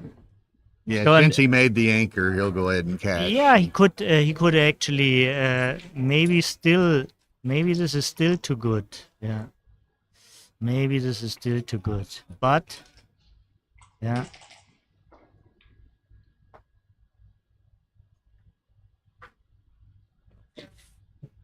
Well, you know, what do you want? I mean, you have an anchor, you're not on the bar. I see this, yeah? But you have so much work to do, and if you get hit, you're losing many gammons, yeah. If you not get hit if right, you're yeah, I not think being able to yeah, play and move those yeah. checkers on Pass around. Pass is a good decision from Johan, yeah. Okay, so Yeah, six, 5 Frank. It never hurts to spend time on those decisions just to make sure. It's much easier now for you. With that. Yeah, it's much better. Yeah. It seems to be a very friendly atmosphere. I can see the faces of the players. Yeah, Yeah. it's they're both focused, but I think it's a good atmosphere.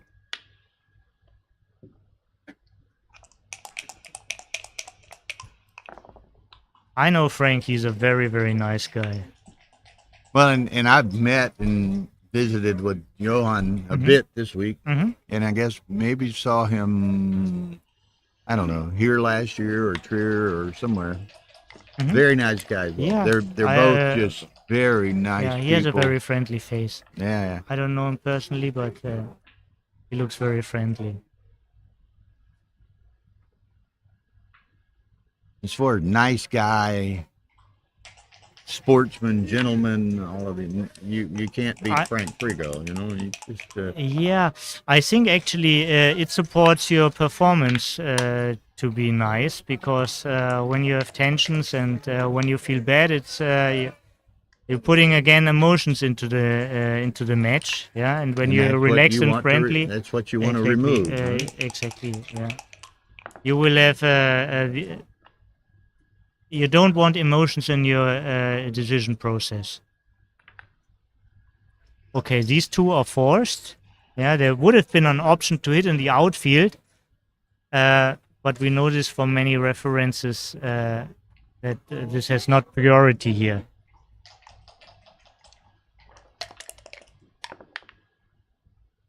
Six four. He can't save the blot. He can't make the 5 point. He will make the 4 point. He can't escape from the 21. Yeah. Not many options. This is... Oh, wait a second, Johan. I'm not sure you want to do this. This is not your level, I guess. No. No, you don't want to play with 4 blots and without a point. This is... Oh, this is a big surprise here. Actually, I'm not sure this... it could have been already a double. If he doesn't anchor now, Which he brings doesn't. himself in a lot of trouble. He could have He's made gonna- the 4 he's gonna point and hit had the him 5 loose, point and slotted. it may well be the Yeah. the cube now. It's...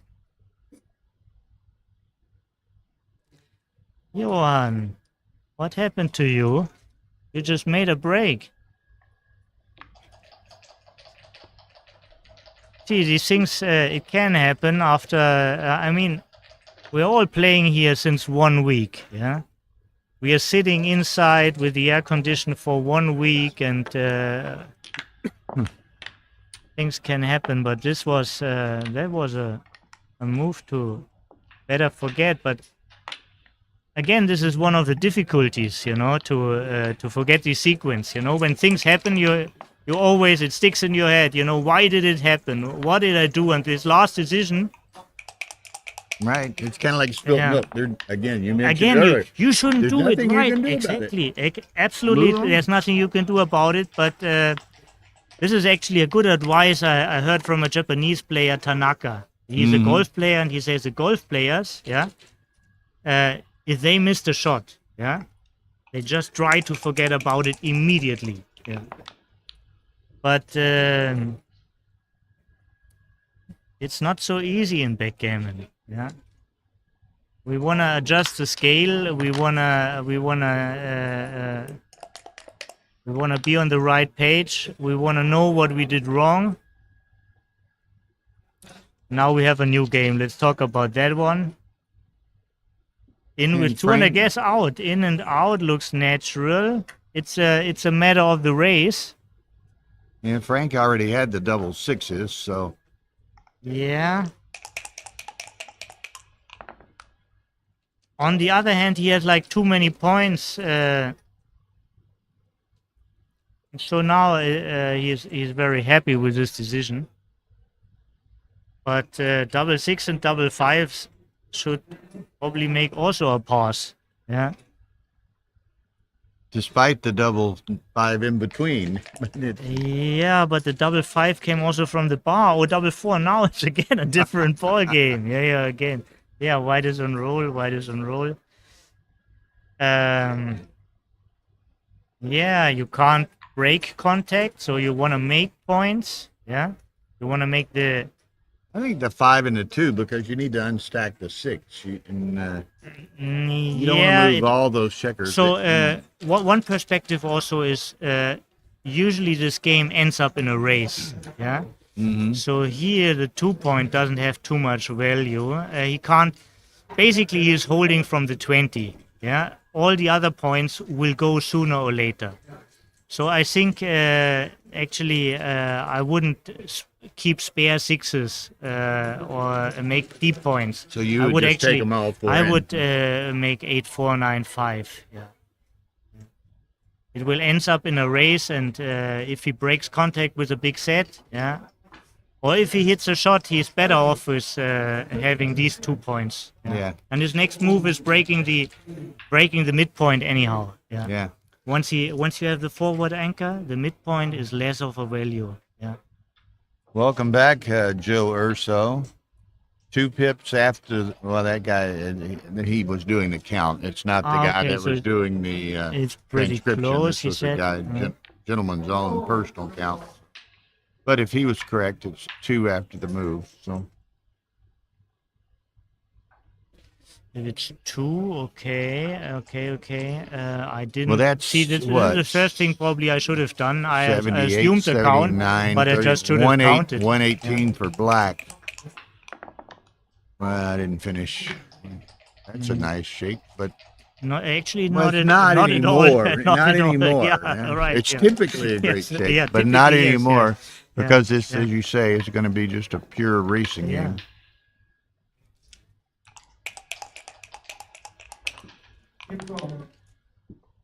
So my preferred way of counting is like mental shifting, and I would need a little bit of. Wait a second. 3-11 down. Well, Johan's well ahead now. Or You're not just to the eyeball test. Yeah, the eyeball test can be very misleading. Can be very misleading.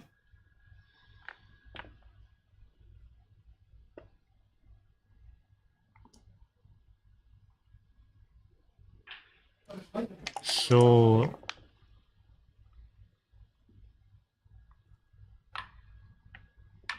nice.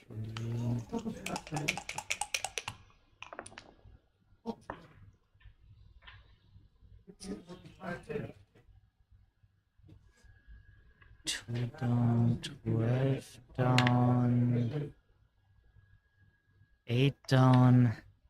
Maybe something like 3 pips. For me, it's hard to count when they're moving it. Right, right, right. But I think it's really close. Yeah.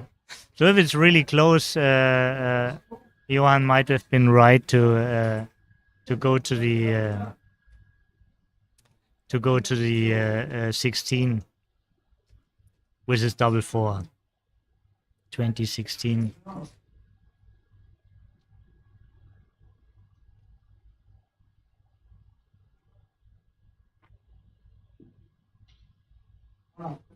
So this is 6-1 for Frank.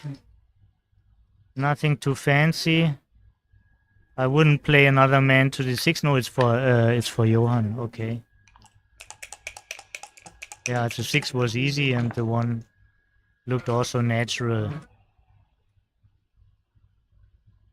There could be some shots. There could be some shots. There could be a I shot. agree. Yeah. Exactly. Yeah. And it's like 6-4. It's like 6-3, 6-2, and 6-1. Yeah. Well, the race might dictate that he Exactly. steps up to make it easier to clear. Yeah, and since he doesn't have a lot of time, he is more in a squeeze. So if it's about even if he's still a few pips down, yeah, I would continue. Yeah, and he has the same assumption. He has the same perception about the position. There's still a little bit of contact, but not much. But also there's probably not enough of a lead. Now it's easy to count. It's 9 down. Now it's 2 down. Okay. Not sure. Maybe I would have gone for the distribution because you're closing these points anyhow when you hit. Yeah. In case you get a shot, yeah, and you're not getting a shot very often, you're closing your points anyhow. So I wouldn't have made the ace point. But all this is very small. These are technical details. Yeah. There's no major mistake possible here. Yeah.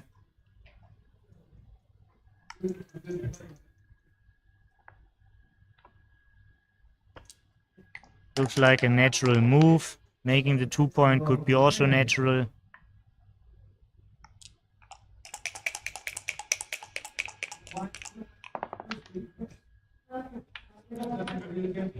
Yeah. Kind of who blinks first here now. Yeah. Yeah. Looks like the right move. Ace, there's a shot. Is a shot. But some So of you the wanna hits are say- poisoned. Some of these hits are poisoned. Yeah. Yeah.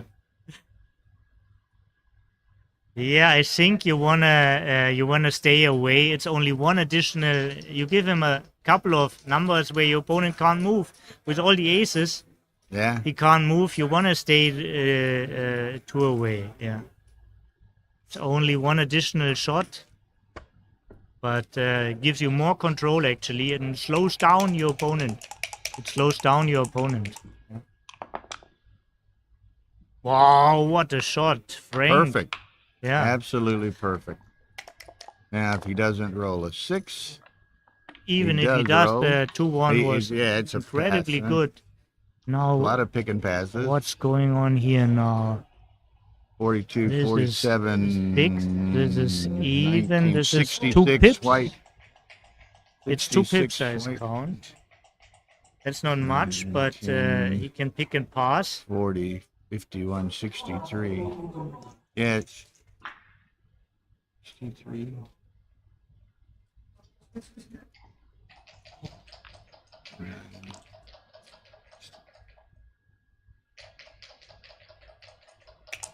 So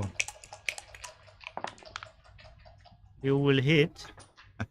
Uh, You will hit because you can't play safe. you can't play safe. You can't play safe, so you will hit. Yeah.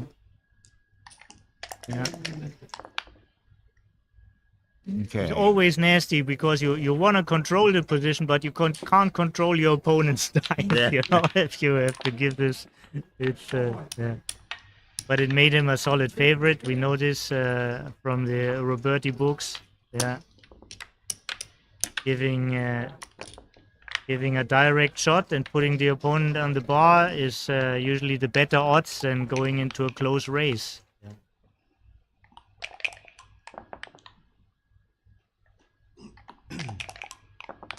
So 8-5. 8-5, and this is also a statement, you see. Bringing 2 down from the midpoint means he's going for gammons now, or he wants to. And 2 Yeah. down, you mirror the position. 2 down means 2 down on the other side, yeah? And 4-5 means a hit. And that, from his perspective, whoa, Not a great roll. he was hoping to capitalize on that 2 down aggressive play, but the double 5 offsets that. The hits in the outfield, this is good. And probably only just 1 down. Usually that's not the idea. Usually that's not the idea.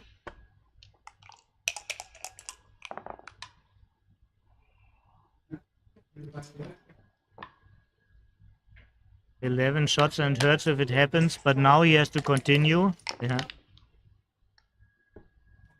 Hit 2. Yeah. And this is probably just because of the double 5, the loose hit. Yeah.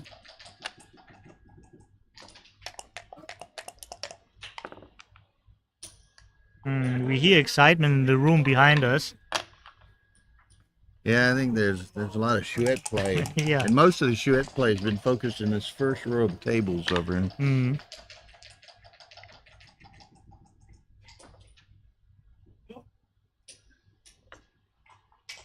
Okay. So Wow. this is actually, it looks like an early double, but it's not so early actually. There's like a 4 loose man and already the deep anchor, and it all began with the double 5. All begun with the. This is great. Yeah, the take was correct. Of course, only 1 point made. There's too much play. You can't pass his cube. A double 3 back in business. I remember back laughing a number of years ago. I heard Malcolm Davis say, there's the Jacoby rule, which Yes. we're all familiar with. Yeah. He said there was also Oswald Jacoby's wife, forget her name, but she had a rule too that many people don't know about. It was the second Jacoby rule. And it was you never double until you've made at least 1 point in your home board. Yeah, we in Munich we had a similar rule. When I started to learn the game 30 years ago, there was a rule: if your opponent doesn't have a point in your board, an additional point in your board besides the 6 point, it's always a take. Yeah. Yeah. And of course there are exemptions, but it's not a bad rule. Yeah, Yeah. it gives you some hold. Yeah, I'm not a big fan of rules of thumb, but when you have nothing to grab, when you have no solid knowledge, when it's too hard to figure out, they give you a little bit of hold, these rules of thumb. Yeah. But once you advance, you want to throw them away, and you want to have joy on complex positions. You want to enjoy to figure them out. Forget these rules of thumb. To answer one question, and I haven't said anything in some Yeah. time. Someone was asking who the commentators are. I'm Bill Riles, and this is My name is Tobias Hellwag. yeah, I'm a German player. Yeah, and a very good German player. thank you. I've been often to the States, and I hope to come again soon. Well, we'd love to see you again soon. Yeah, you have a great tournament. I hope I can make it. It's in February next February, year. yeah. Always the week of Super Bowl. Right. Yeah. We had a lot of Super Bowl parties. Yeah.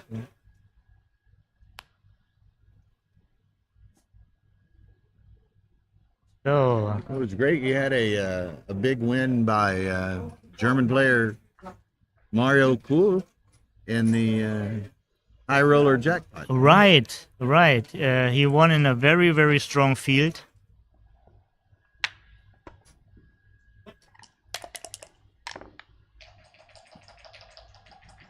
Okay, sixes. So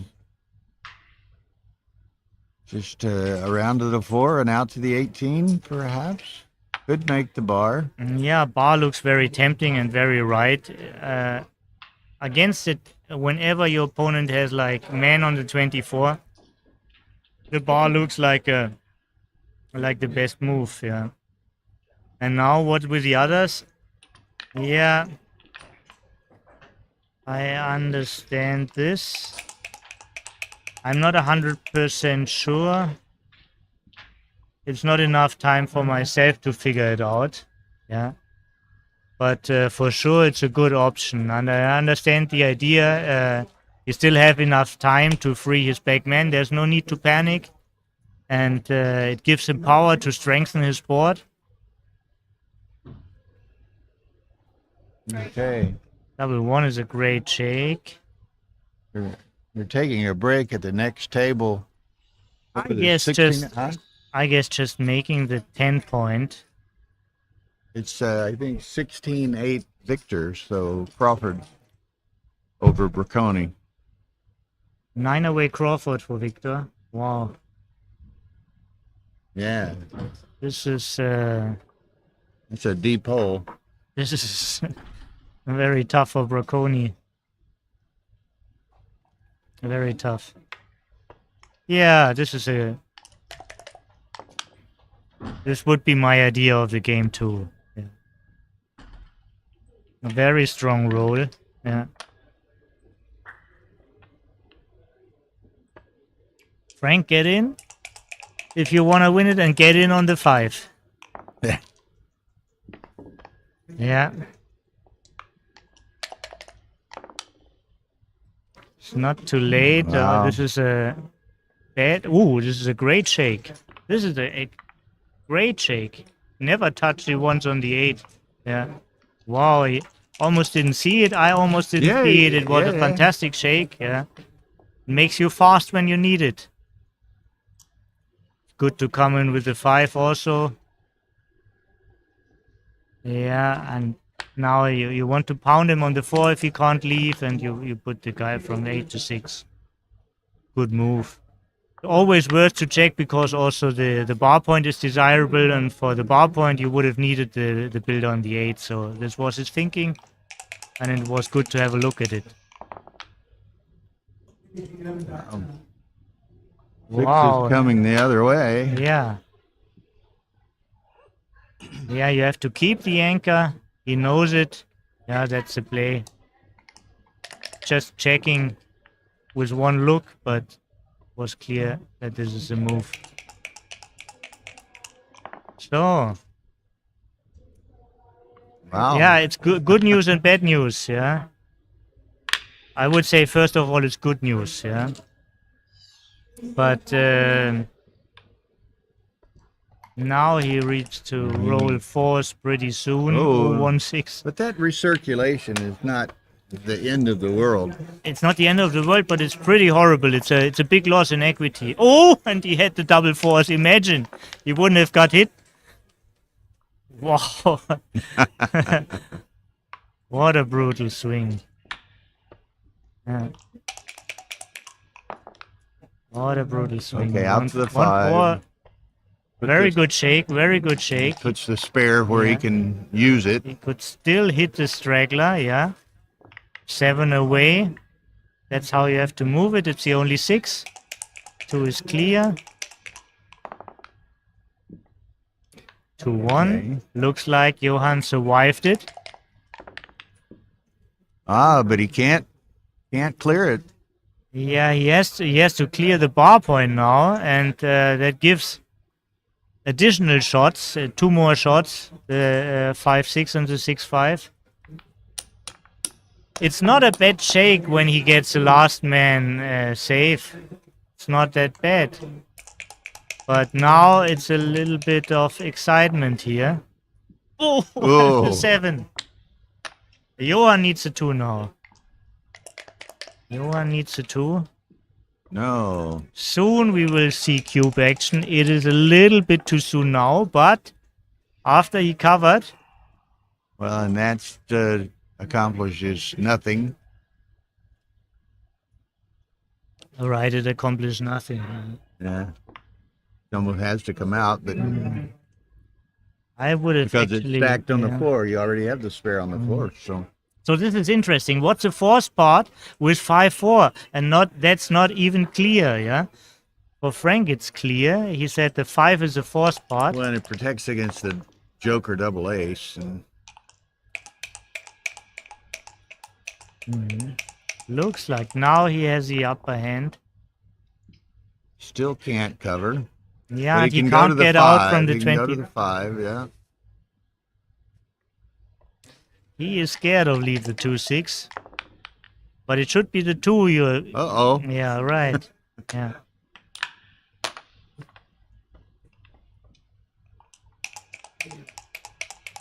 Very crucial. Wow. Okay, he's favorite to come out. Yeah. Doesn't. Frank better... oh, no. Whoa. This is considerable because there's so much swing. There's so much swing on the ace. Hitting really, really hurts you. Hitting really, really hurts you, you know. So this play may be correct then. This looks like a good move. Yeah, you don't want to be hit. You really don't want to be hit. Yeah. Nevertheless, 3 is a very good roll for Frank. Okay, he gets out. Yeah. He's still in the air. And actually I don't now- think I give him the shot. And it's not so clear because if he rolls a 3, he's also in good shape anyhow. Yeah. Yeah. You see, there's Right. the 3 is a strong roll for Frank if he hits or if he anchors. Yeah. But if he doesn't hit, it's certainly more worth for White to already have a blot there, so he can make this point. He wins more gammons. I would be inclined to hit now, but it's a difficult decision, and I'm happy I don't have to make this decision for money. I would have done the same. It's a difficult decision. Wow! Oh, Gets in with both and hits. What a monster roll! What a monster roll! and now. Yeah, and now, and now, do you take Yeah. this? First of all, you double that. You double that. You catch the momentum. You catch the momentum. Yeah. Yeah, because, and that's one place where, somebody that just got bad fortune or, dances or whatever, they're feeling down. Try to seize on the momentum, as you would We say. have a very interesting game now. We There's have the a hit. very interesting Oh, game. this- You roll straight away to 7. Yeah. This could be Crawford after this. It could be Crawford. It could be also if he wins a BG. If White wins a BG, it could also be the match. Yeah. Yeah. But also, it's more likely that Black wins a gammon than if White wins a BG. Yeah. But this is certainly the cube of the match right now. Yeah, it was only 7 and 12, which were, oh, this is big. Look at that. Look at that. But again, if Black would double now, this is a very solid pass. Yeah. Yeah. If Black But it's would, almost like a trap position, too, though. yeah, now, where- yeah, right, yeah. It's by far not out of the gammon danger. By far not out of the gammon danger. White losing at least 20% gammons here. At least.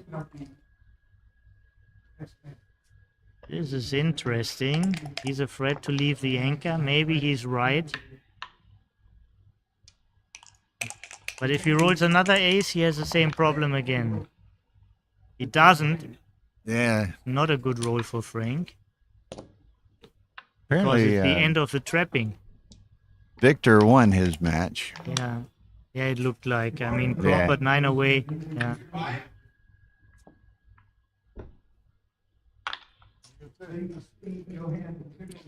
Yeah, this is the question. How long do you want to wait? Yeah. Yeah.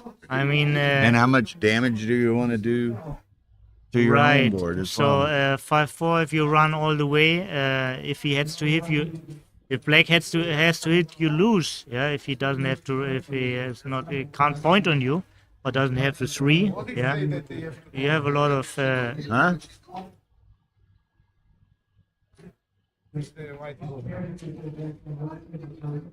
I think he has to. I think maybe he has to come out. I think I would come out now.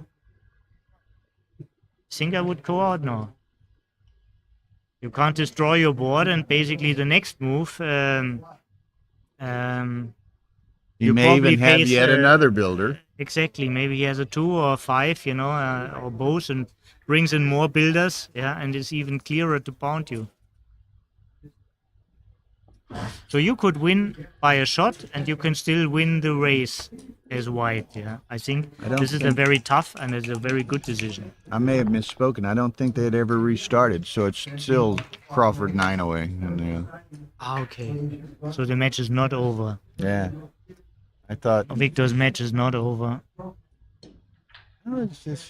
she had switched the she switched the stream on it Okay. over there. So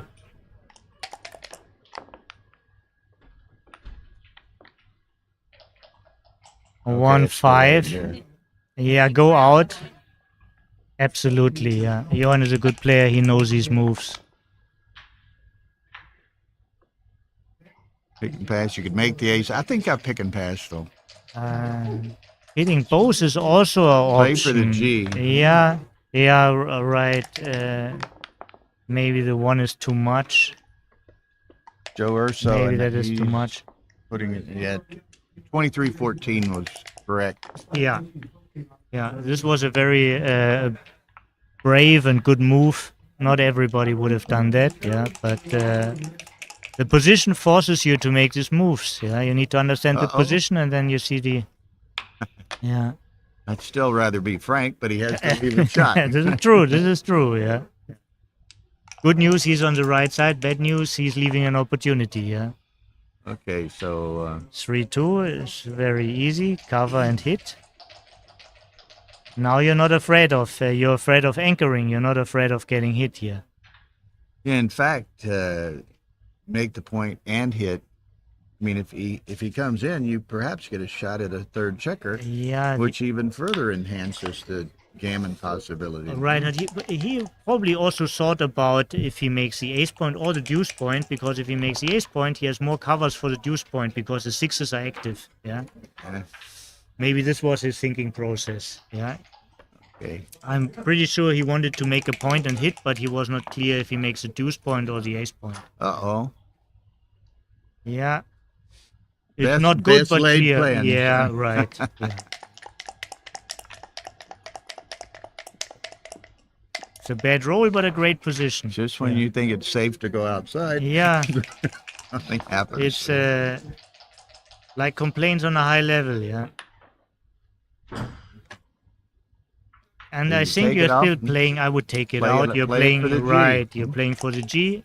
If the G is not clear, you have to fight for it. This is the rule. If the G is not crystal clear, you have to fight for it.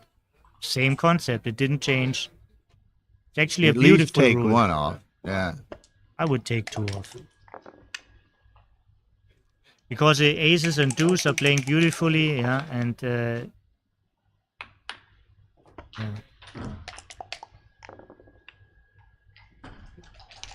Okay. Yeah, two off is clear because he doesn't risk anything. Yeah, and And then now to the 3-1. one, yeah. Exactly. All kids play the same here.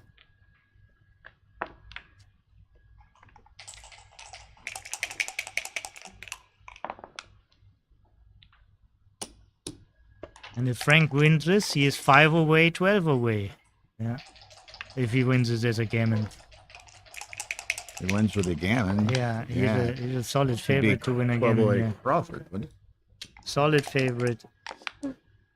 Oh, not anymore. Not anymore. Not anymore. 3 times and this. Here's a Frank very needs small a- chances. He needs a double and the other guy to miss a 6. Yeah. The order doesn't make. He can roll the double Correct. later, but Okay, he gets a shake at he it. gets a shake out of it. Yeah.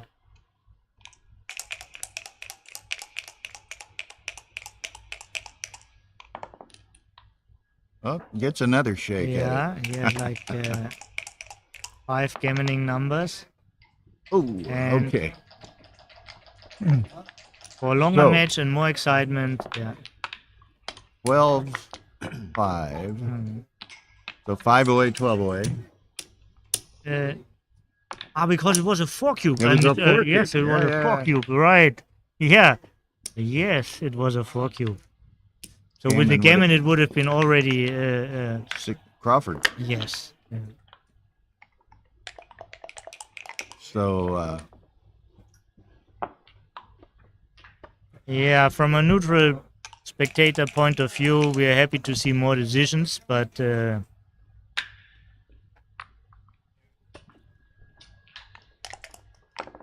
So Frank is not only favorite in the match, he is also favorite in this position. So and I got to think 6-3. we're the scores reached that now. The Johan's really got to be fairly aggressive. Huh? You think more aggressive anyway? Yes, this is not an aggressive move at all. This is not an aggressive move. I would have 21 and slot your own bar. Against the anchor, you can vary. If your opponent has like the the 5 or the 4-point anchor, it's very often right to slot the bar or slot the 5. Because the anchor is such an asset, like he's losing when he's leaving it.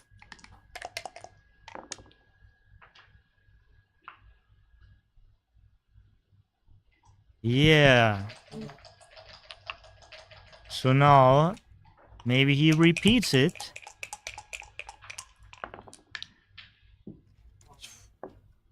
It's interesting. It's still, you should take a look at it. Probably it's the right move, but you can also hit with a point. Yeah. This is, by the way, very interesting. People might want to look at it in the final of the super high roller you mentioned. Mm-hmm. Peter Jes Thompson against Mario Kühl. There was a super interesting move, which Mario instantly played. Yeah, he rolled a joker. Yeah, he jumped a prime with 1-6 and hit a checker. Yeah, and imagine it was a 200 blunder. Yeah. Wow. Because he could have made the prime on the other side, and it just not. It's always worth to have a look at it. There's no incentive of finishing the match with like 10 or more minutes on your clock. The time is a gift, and either you use it or you lose it. Yeah, and sometimes it's not necessary. You thought it long enough about the position, but sometimes it is very necessary. Yeah.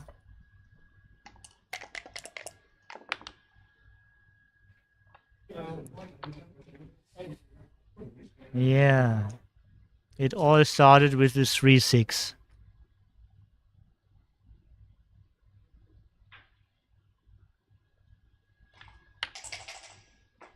Mm-hmm. Placing the checker better.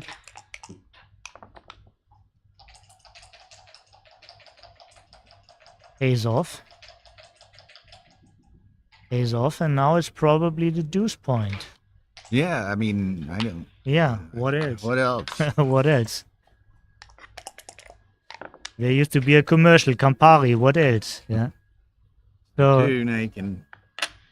Yes, he certainly has to hit. You're happy to hit. You're happy to hit. Dance. The benefits of hitting is that your opponent can dance. And that's a goodly number, 25% of the time with it. Yeah. It's a 3-point board. So there are no gammon threats in this position. So no gammon threats means that this is probably for a long time a take. He has Probably a for a 5-point. long time, not a double either. Huh? That's This is the other side of the statement. Is if it's for a long time a take, there's no rush Yeah. to cube, right? Yeah. You always want to give your opponent some headache, yeah, and there's no headache into taking here. Yeah. You want to, give him the opportunity to make a mistake. At least you want to have a hard decision. You want to force him into a hard decision if this is possible. Sometimes also, maybe some of the people have seen my match on stream. At a certain point, my opponent was 2 away, where he has a lot of he can take a lot of cubes. I did a very early double, but I did it after he destroyed his home board, and very over the board. This has an effect on people. I mean, I'm a live player, and usually I play Schwetz or money games. When a person destroyed his home board or just shifted to 6-point, sometimes you give him a decision here. Yeah. Awkward 6-2. Very awkward. But how to continue the game? It's 9 shots more the other way. Yeah. But he It's can't 9 shots cover. more, but now he has no Fortunately point in for, the outfield. For Johan. Sometimes the additional shots are still worth. I would have taken more time for that decision. I would have taken more time for this decision, Johan. You have so much time on your clock.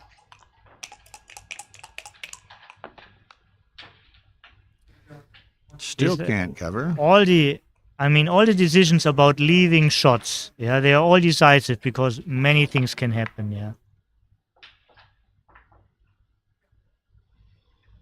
But then consider how many shots and how does your position look. A position is always defined by points, yeah. So you want to be very careful to give up points you made. You might still need them, and you might never remake them. Yeah. So I don't see any cube action coming up soon.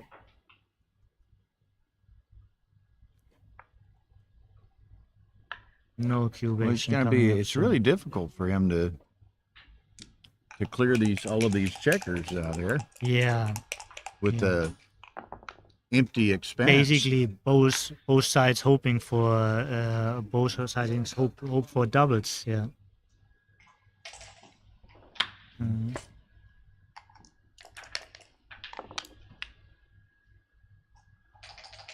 You got to do that. He Absolutely. cannot afford to be hit. Absolutely.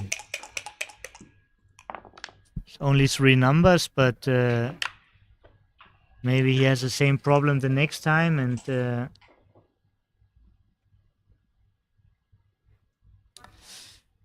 so what's the race here?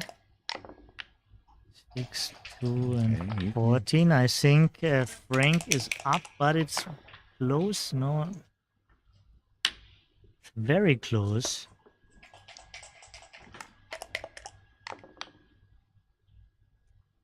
No, actually, I think he is up, but it's not so easy to run for him.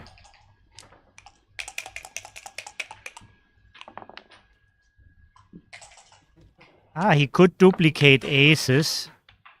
Is this already? Does he know the race? Has he thought about it? Usually, you don't want to run by leaving 2 blots. You want to run when it really runs. Now he's very happy that he didn't do it.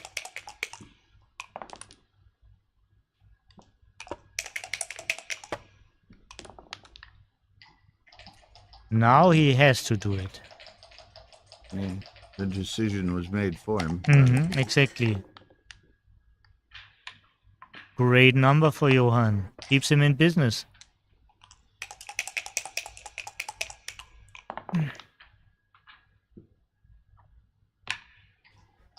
Great number for Frank. Not a good number, let's say. It's not a great number, but a good number. In with a 5. Oh! Look at that.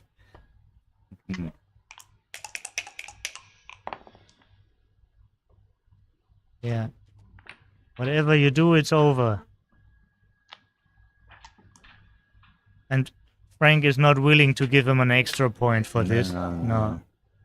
He doesn't like to swing it for 2.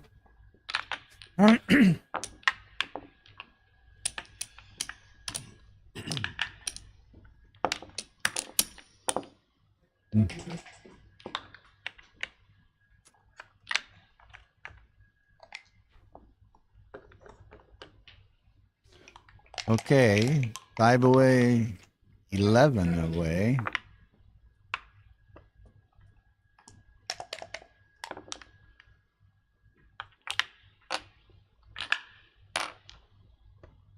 This is the right response. This is also the strategy for his score.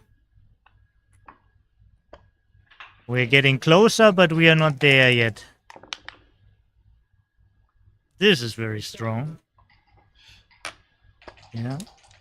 Hitting with the point must be right.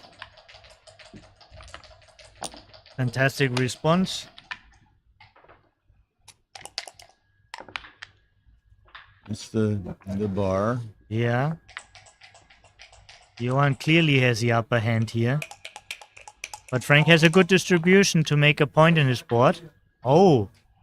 Oh, what a roll. Snake the forward anchor, huh? I don't think there's a. Oh, did I saw two? I think he two, has one. time. I'm sorry. Yeah, he has time to do it. Yeah. This is a good idea. Yeah.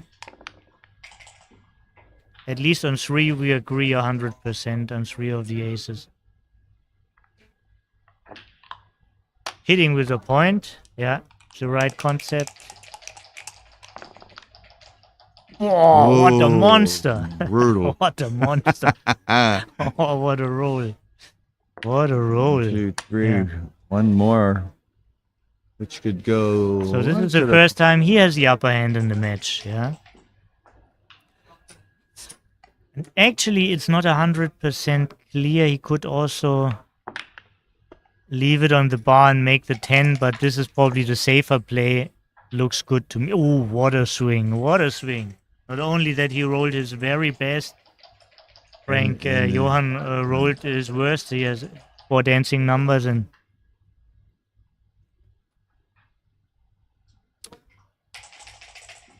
So he has like something like 18 numbers to make points or the 4 prime, yeah.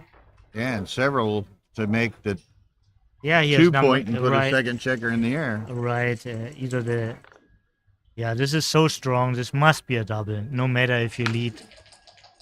Don't be too concerned. You still need the points. There's still a way to go. Yeah. And again, this was not what he desired. I think this is a good idea. Doesn't want to hit him loose against a stronger board. Brings a valuable builder down. Yeah, I guess he's getting out. He can't, he won't settle for a 1-2 game. He needs to see the field. He needs to go out. He needs to...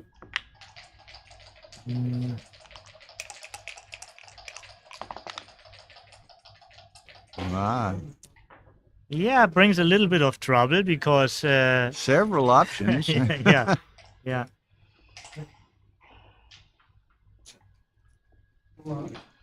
I've got it.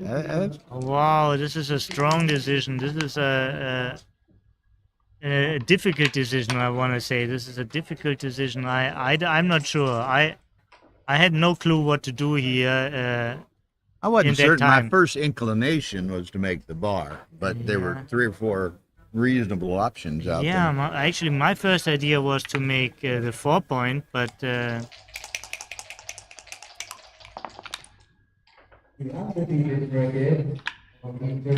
wow,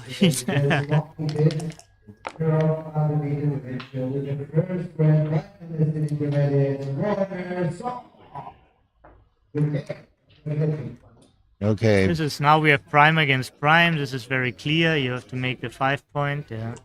Victor did win his match for sure now. Mhm. 2 down. Gives greater to coverage to anyone that might escape, and also greater potential to make the 6 prime. Mhm. Happy camper. Yeah, I saw that.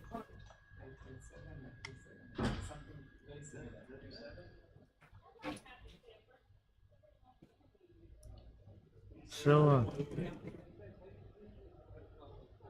if Johan doesn't roll a 2 or 1 soon, well, this is okay. The 4-3. He has to play the 4-3. Well, what do you want to do? No, what? No, you don't No. want to settle. No. This is a No. 4-lane no. highway to a gammon here. No, don't.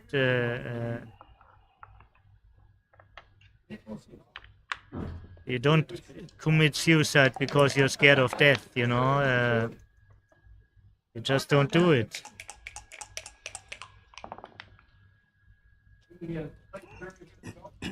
No, I don't like this. And see, he doesn't. He's never forced to hit many checkers. He's just forced to hit 1 checker, yeah. Yeah. And then you still have a badly timed. This is a great roll, but how much greater it would have been if he rolled it while he still had a Still prime. had a semblance of a prime Yeah. over there. No, I disagree. I thought he had to play this game forward. And I have a strong opinion here, but of course I don't know the XG feed. Yeah. It's always interesting to look at the file, and we do have respect. We do have respect the players. I mean, he's a good player, and he might know something about his position. Just from my knowledge, that wasn't the move.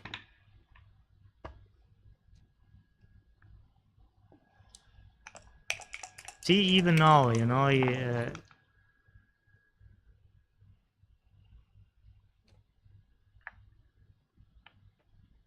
he got hit. He got the forward anchor. He sent another man back. He still has a terrible timing. Mm-hmm. I mean, I think most of the things he was hoping for happened after the move, and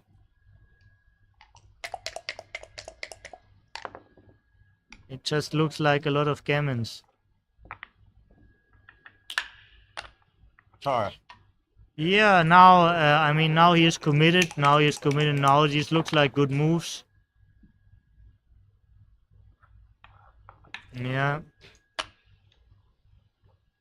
Frank knows his position too well. He not stepping into the trap, hitting more than he needs.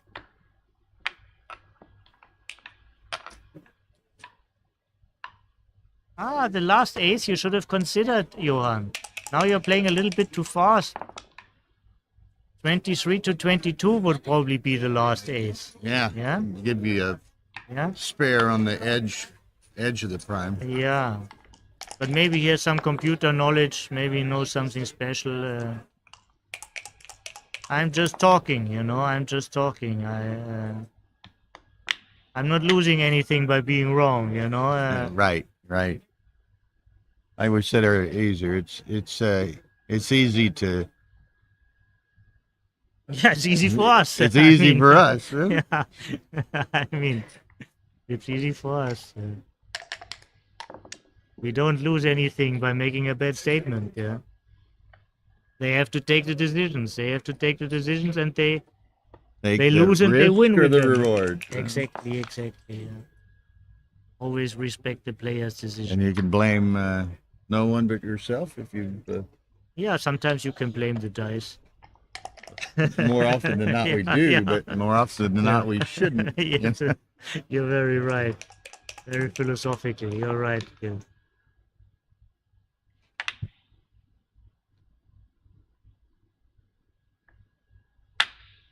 Just wondering if Yeah, we can this find out could who be won another those other trap two play. matches He's so thinking I can tell about people. volunteering 9 to 4. Yes, I know what Okay. you're thinking. And in many cases, this is right. In many cases, this is right. Why not here? Why not here? Yeah. I believe it's a good play. I believe this is a good play. 5-1, only think about the ace, and I think you could better need a fifth man on the 22, but this is just my humble opinion.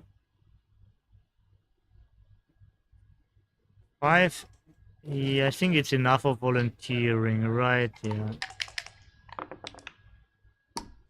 Again, I agree with the move. This is forced. And soon we will see action, We have but action. not now. Ah. Yeah. Yeah, I think his top choice is that he furtherly busts his board. Or maybe he clears. Maybe he clears. I would. It's a No. decision. It's a real decision, and I'm happy actually he's taking his time now. He has enough time. Yeah. He can win 4 points. This could be one of his last decisions, you know. Take your time. If you can figure it out, always take your time. So the idea is either to make a prime and force the other side to kill a checker. For example, against double 4, the other play would have worked better. It's a really tough decision, and anyhow, he's a big favorite no matter what he did. You know, no matter what he did, he stays a big favorite.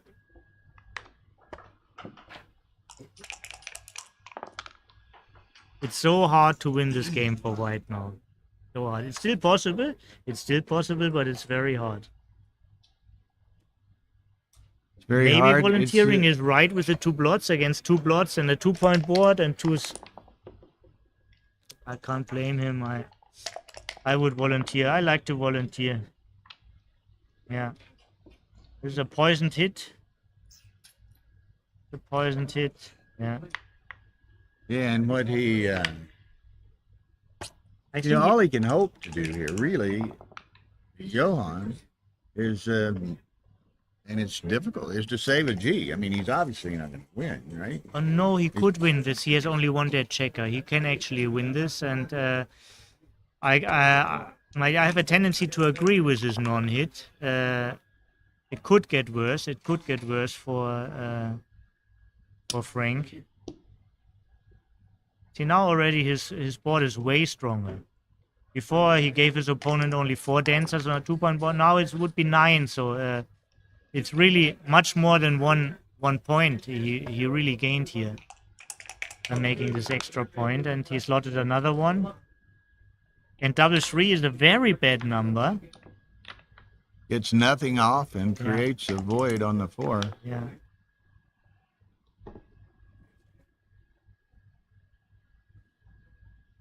So, yeah, by intuition says this to every player, I guess. Yeah, to figure out further details, you need a lot of inside knowledge. Oh, this is a great trick, of course. Clearing a point in this I mean, situation. what more could you hope for? This is so big. This is very big. And now he has to give him some bad numbers, probably 2s, not 3s. Oh, but he could also still wait, because he's not waiting one shade with the bad numbers. Ah, very good move. Very good move. Very fine technical play by Johan. Yeah.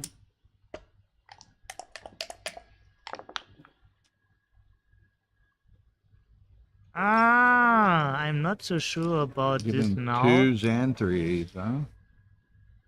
Yeah, but it could be like also a 2-3 with a pick and pass. It could be a 3-1. And now it could be a double ace. I would actually like to keep the contact on the. So this is an interesting position now. Every high 2, yeah, for black will leave a double blot, yeah, like 4-2, 5-2, 6-2, yeah. The same for the 3s. Mm-hmm. Yeah, Like this that. is a double blot. Yeah. This is a double blot. You're far away from doubling, Johan. You're far away from doubling.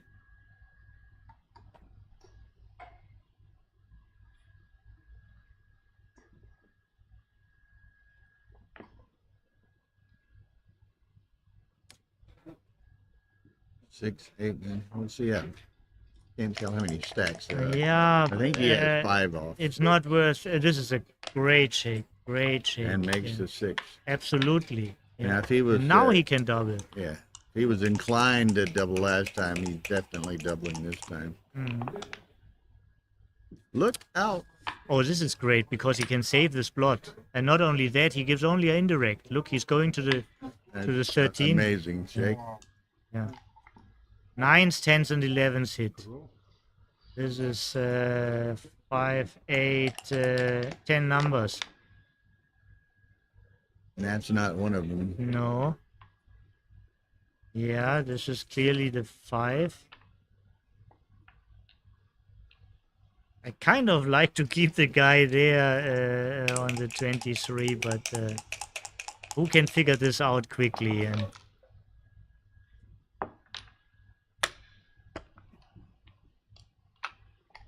it's 2. Almost a triple shot. Almost a triple shot. So he has a 16 as a cover, which is only one roll. Now, if he does this, he has 3 rolls. Yeah, this is the most he can get now. He has only 1. It's only double 4.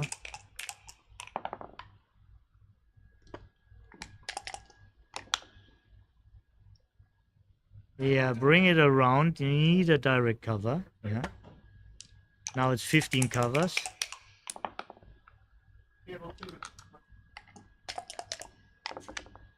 Ah, That makes it. before he should have covered, he should have considered, you know, this could be a little bit late. I Maybe think he has 5 off, but I'm not sure. 9, 10. It could be 5, right? It looks a little bit from the stacks, from the shadow of the stacks. But I haven't counted what he took off.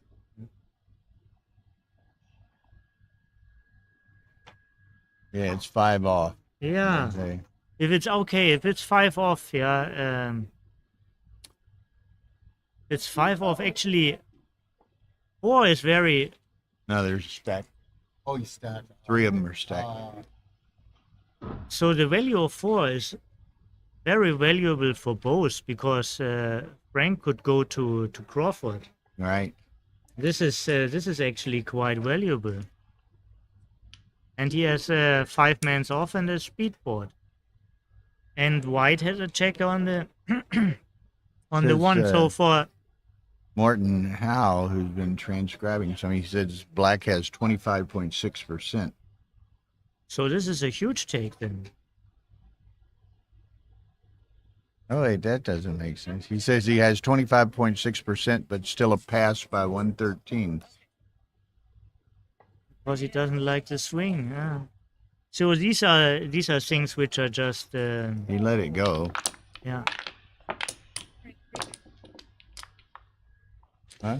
So once again, if this is a pass, it might have been a double before he closed. Yeah.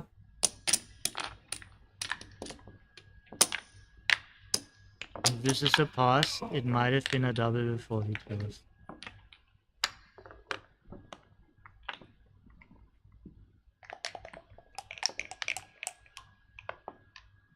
Okay. 4-1. 5 away, 9 away.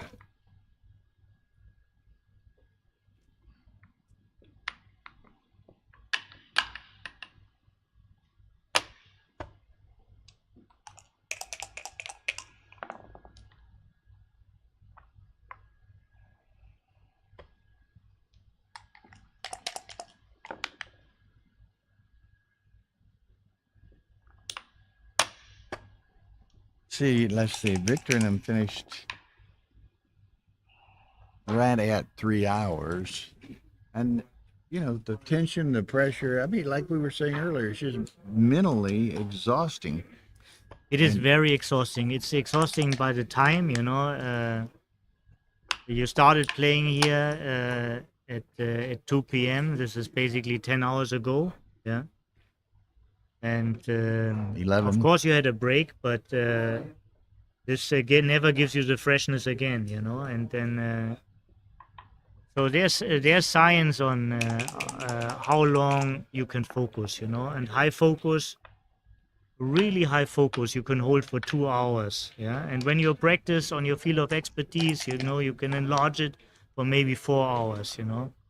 But sometimes you're playing 8 hours on these days, and this is it's just really, really tough. But it's not only the focus, it's exacerbated by the pressure and the tension as well. Sure, this is part. It's harder to keep the focus when you have this pressure, when it goes for something, you know, when you get the emotions, you know, when you see how you lose winning games. Yeah, this is what is hard on us. What'd she do? She 2-1. Ooh. Yeah, maybe. This wouldn't have been my choice. It wouldn't have been, but it says nothing, you know. It's nothing, and you the two stall It, stacks. it now. looks a little bit too stiff, right? Yeah. I mean, he avoided that he makes the bar, but Do that, and he comes out to the 18. and again, you could also hit on the deuce and making a point. This is not. It should be considerable, you know. It should be considered in this kind of position.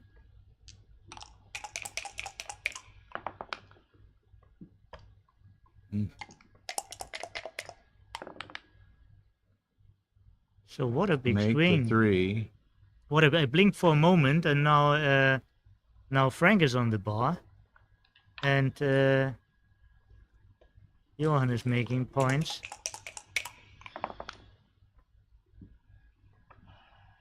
This is a very good number. I mean, not a super joker, but a very good number. Coming in where he wants, and he saves a blot. And he saves it to the space where it serves him best.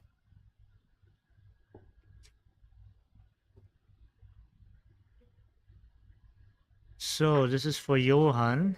And either the 18 or the 23. What's his choice? I like the 18. Mm-hmm.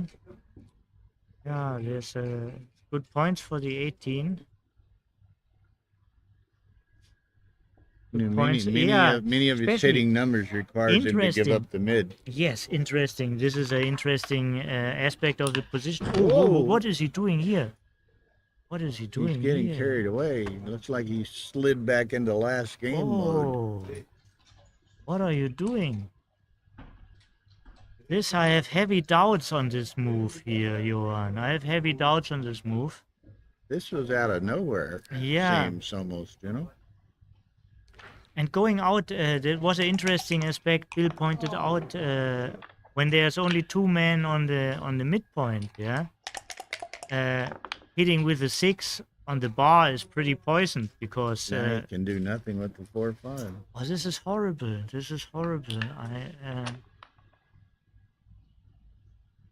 Let's do that. Yeah, he needs to go out. Yeah, he needs to go out. He needs to develop at certain point his back checkers. Very fortunate for Johan that Frank has a 5-4.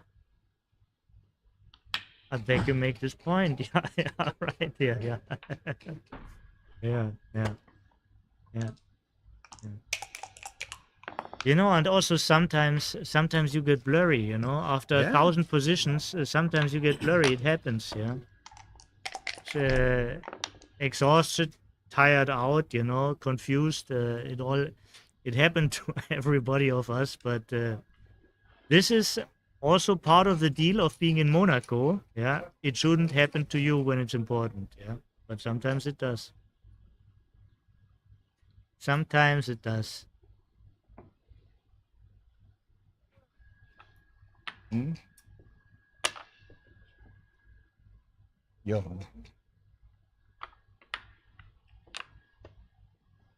Yeah, he made some strange plays. Yeah, cube action is a good question. Cube action is a good question, but you can win gammons from this position, and you have a lead, and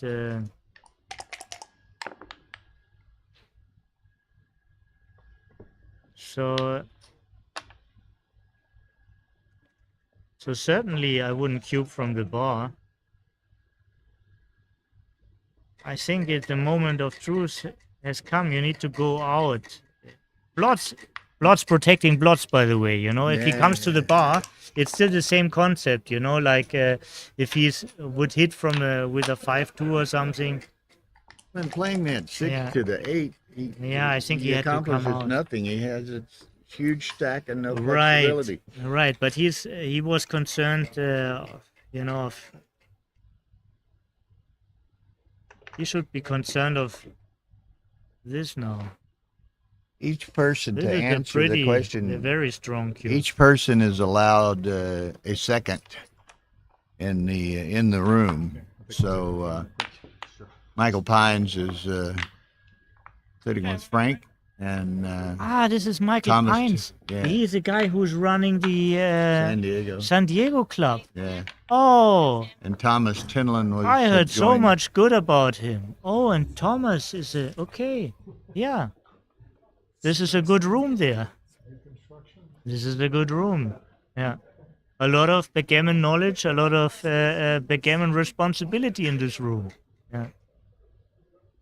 Yeah. Now the Warriors are coming out. They go for their third break, if I counted right.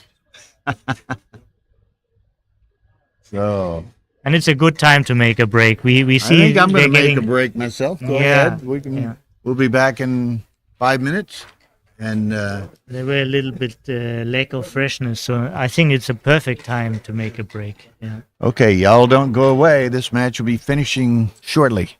Yeah. I'm going to see who won the other two matches. I'm going to make a men's room.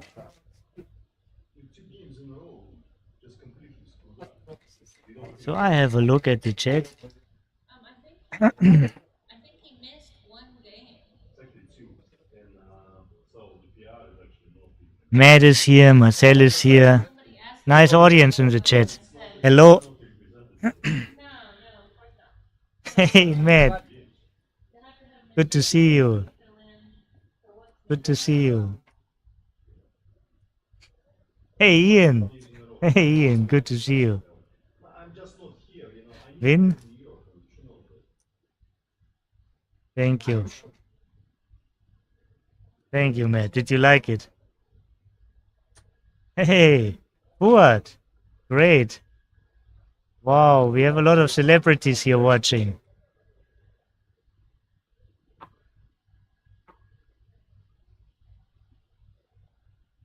Hey, Cenk. Good. It's you. Okay. Hi, Cenk.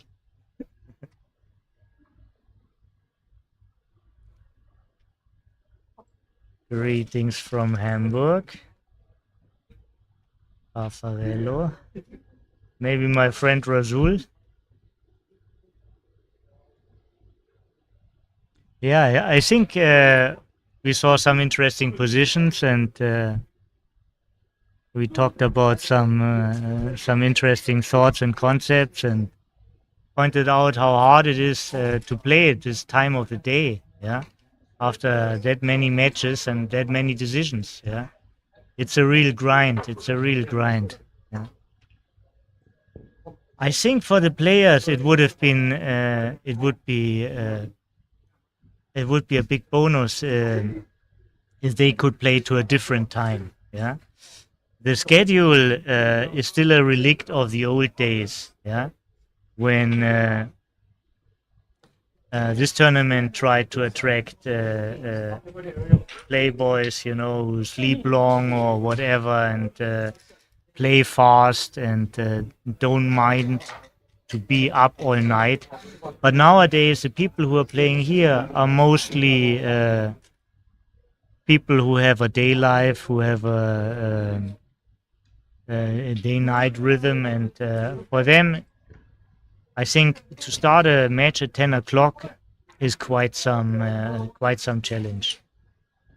Of course, for maybe it helps some players against the jet lag who traveled here, but usually I think we would see a way better performance if the matches were more into daytime. Yeah, at least for the most people. Decisions, since it's always a weighing process, of course there's certain positions you just know, yeah, but for a lot of decisions you have to weigh, there's different concepts, there's positional aspects, and this weighing process takes a lot of energy, and being fresh and having good sleep, having good rest, having a normal time of the day helps you a lot with it. Okay, and Oh, no, it's it continues. no problem. It Michael's gonna wanna continues. come in, I think, but if he's- There are if he wants to potentially respond- 3 more breaks Yeah, possible. It's okay. Tara will let him. Okay. All right. Okay, the battle has rejoined, huh? The battle is rejoined, and what to say about the score is Frank is 4 away. This is very significant because this is a distance he can reach by a double and a gammon. And it's not so clear that Johan has to take everything. If there's a significant gammon risk, maybe he just gives him a point and waits for another game. 4-3, great shake. Now, for those of you who haven't checked the brackets or got any information yet, Victor won his match. Chris Rogers defeated Kingo Nakasuka. Mm-hmm. So Chris and Victor will play tomorrow at 2 p.m., I believe. Ophir Bilali Yeah, won his match over Tony Diamantidis. yeah. And so Ophir will play the winner of this match. I Yeah, believe. Ophir is a great player. Not everybody knows him, but he's a really, really strong player from Israel. Yeah. And I know him for several years. He's also a very nice guy. He's a student from Falafel, like we are all a little bit students from Falafel. But maybe he's more than more others.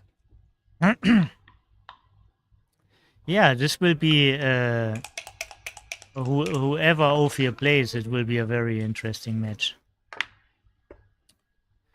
So what to say here? Frank has no anchor, but it's too early. 4-1. I can hear you, Johan, but it's not clear. It's not clear what you did because you gave up some position just to hold him back for a moment. And we need some long-term thinking. To answer one gentleman's question here, the simplest way to find the brackets is to go to BWC MC. That's like Backgammon World Championship Monte Carlo. BWCMC.com. Oh, not at all, Bill. Remember what Tara said. It's in the link below. Oh, yeah, it's in the Yeah, link. this is the simplest way. Yeah, Just the simplest scroll way. down a little bit. Scroll down a little bit below the video here And you see all you need to know. and hit other if it's not expanded, and you see all you need to know for everything. Yeah, yeah. Thanks to Good Tara. point. Yeah. Yeah. She's so thoughtful.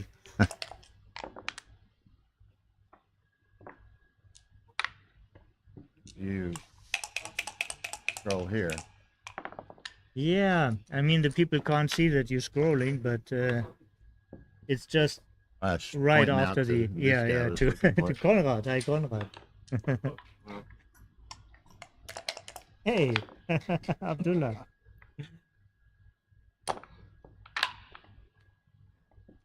Oh, something happened here, where we were lost in Lost in talking about assistance. links. Yeah, we were talking about links, and Frank lost his link. He's unlinked here. He's unlinked. And he's holding a cube while unlinked. He's actually, yeah, holding the cube means like it would be an asset. He's more like Hey, you got to step up. absolutely. Absolutely. Has Now to. it's not as bad as it looked.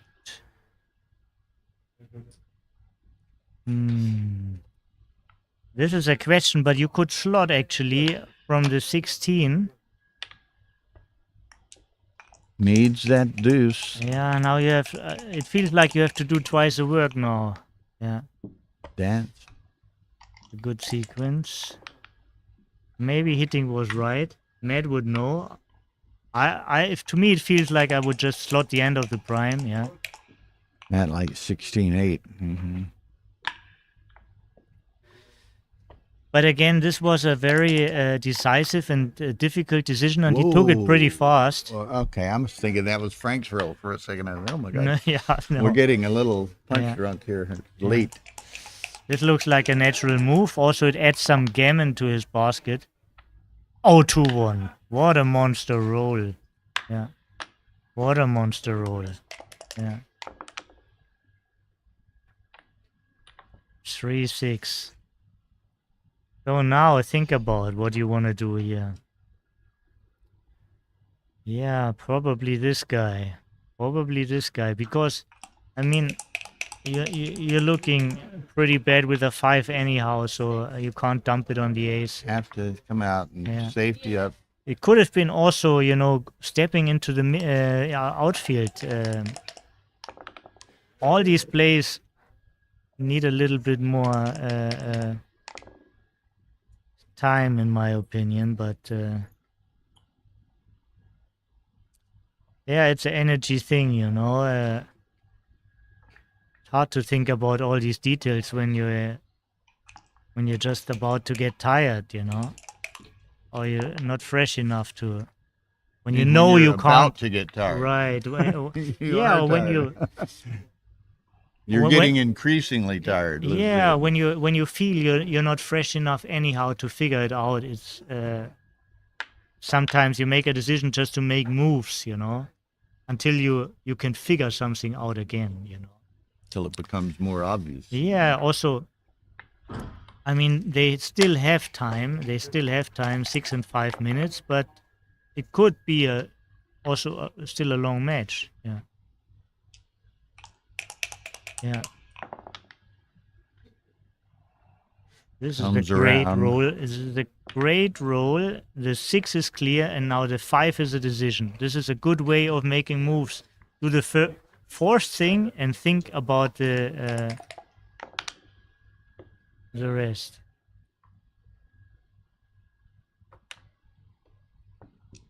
Yeah.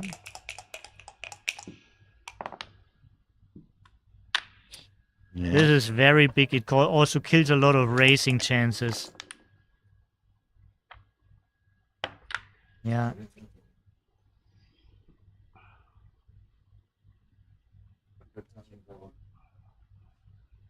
I need to count. This is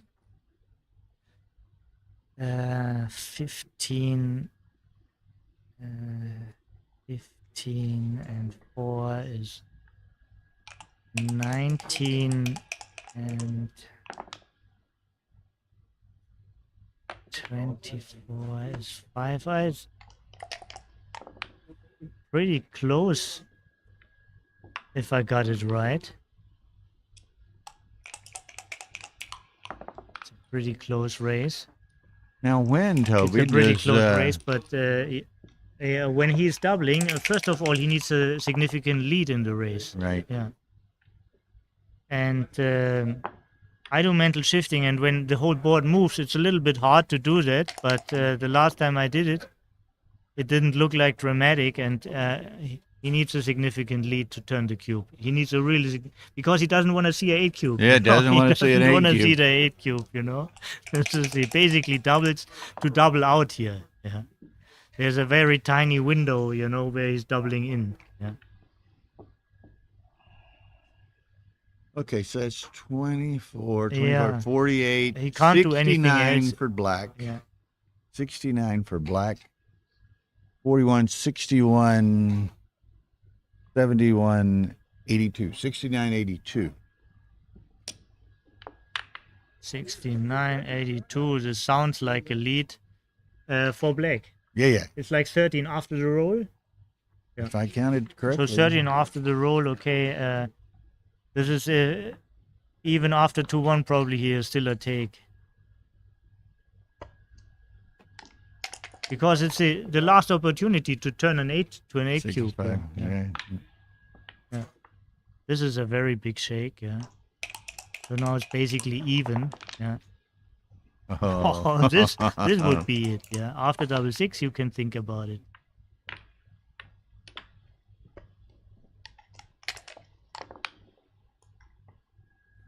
Imagine what the 8 points would be worth to Johan. Yeah? I mean, he would go to Crawford, you know. Crawford 5-way, Crawford 4-way. Like, he would be like over 80% favorite. Yeah. So, this is how cautious Frank has to be about redoubling. Yeah, here. this is why he was cautious. Huh? Yeah.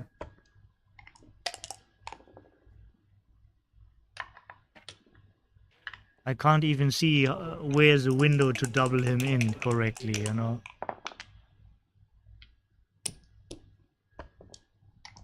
You want a huge lead, a huge lead, a huge lead.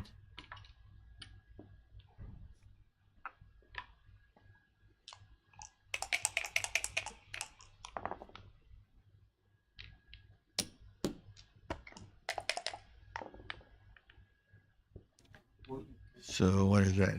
Eight checkers to 9.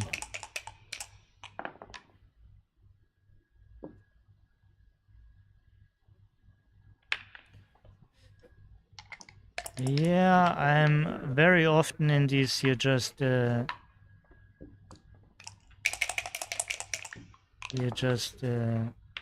break 7 to 8. break 5. points to give more numbers for the distribution. But this is fine technical stuff, and It's very, very close. yeah, now, it's so it's always just very close. play- but play it yeah, out. Yeah, Mhm. absolutely.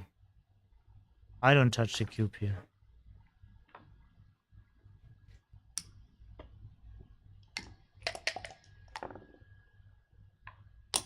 Mm. Yeah, especially now. No cube at all. Nothing. There's an ace. Yeah. He's so happy that he didn't touch it. You go to the deuce, son. Absolutely, Double deuce is absolutely. Very good. Good spot. This is the right thing. And a miss for him. Yeah. Now, Toby. I'm not sure. I mean, I'm thinking it's still an easy take. Yeah. And it's an easy take. And Yeah, because I if think Frank you- doesn't get off, it's a I think you. automatic reship take. I think you. No, I mean, well. No, I shouldn't talk too fast. I mean, the question is, will he re-whip as an underdog if Black didn't roll? If he has to if he takes now, Then Frank's playing for the match. He he probably he has to re-whip as an underdog then, Yeah. He has to re-whip as an underdog, but Now Yeah. it says Black has 83.3%.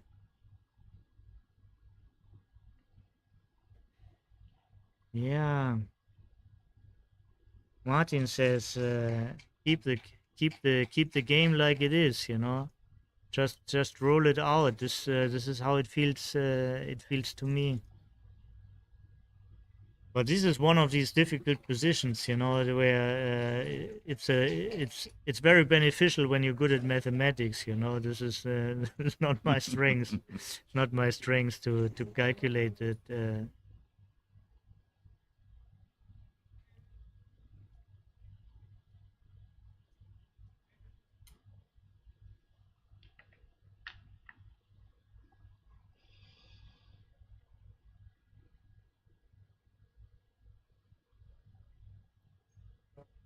But it's what it is very good is. I mean, if you don't think about this position, when do you want to think? Yeah.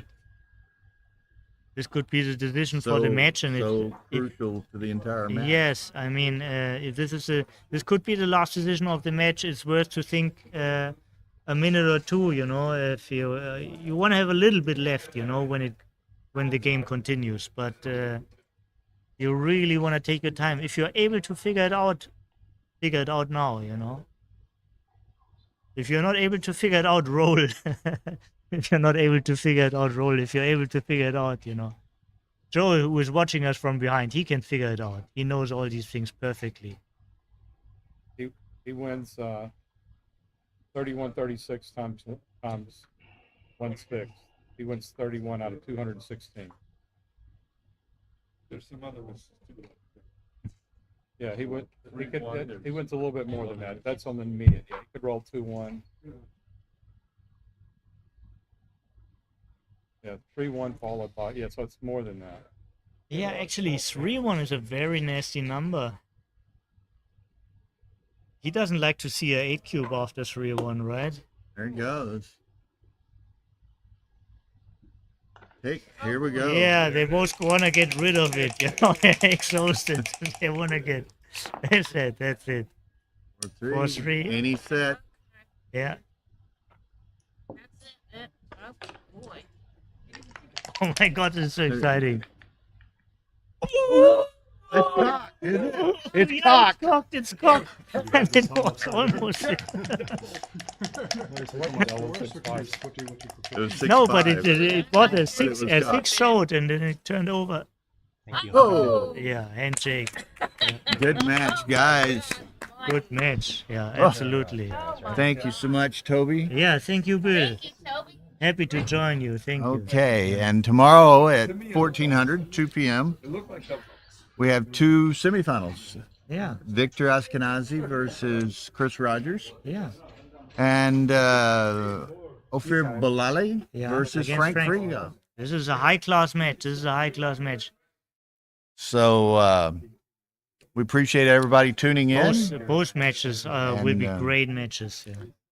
Geez, it's early in the evening in the States, you know, Yeah. It's but, very late here. but yeah. it's early in the morning when it starts again. So Okay, well, good, no, it's 2 p.m. good night from Europe. Yeah. Good night. night. Time to go to bed. Oh, No stress. no stress at all. Yeah.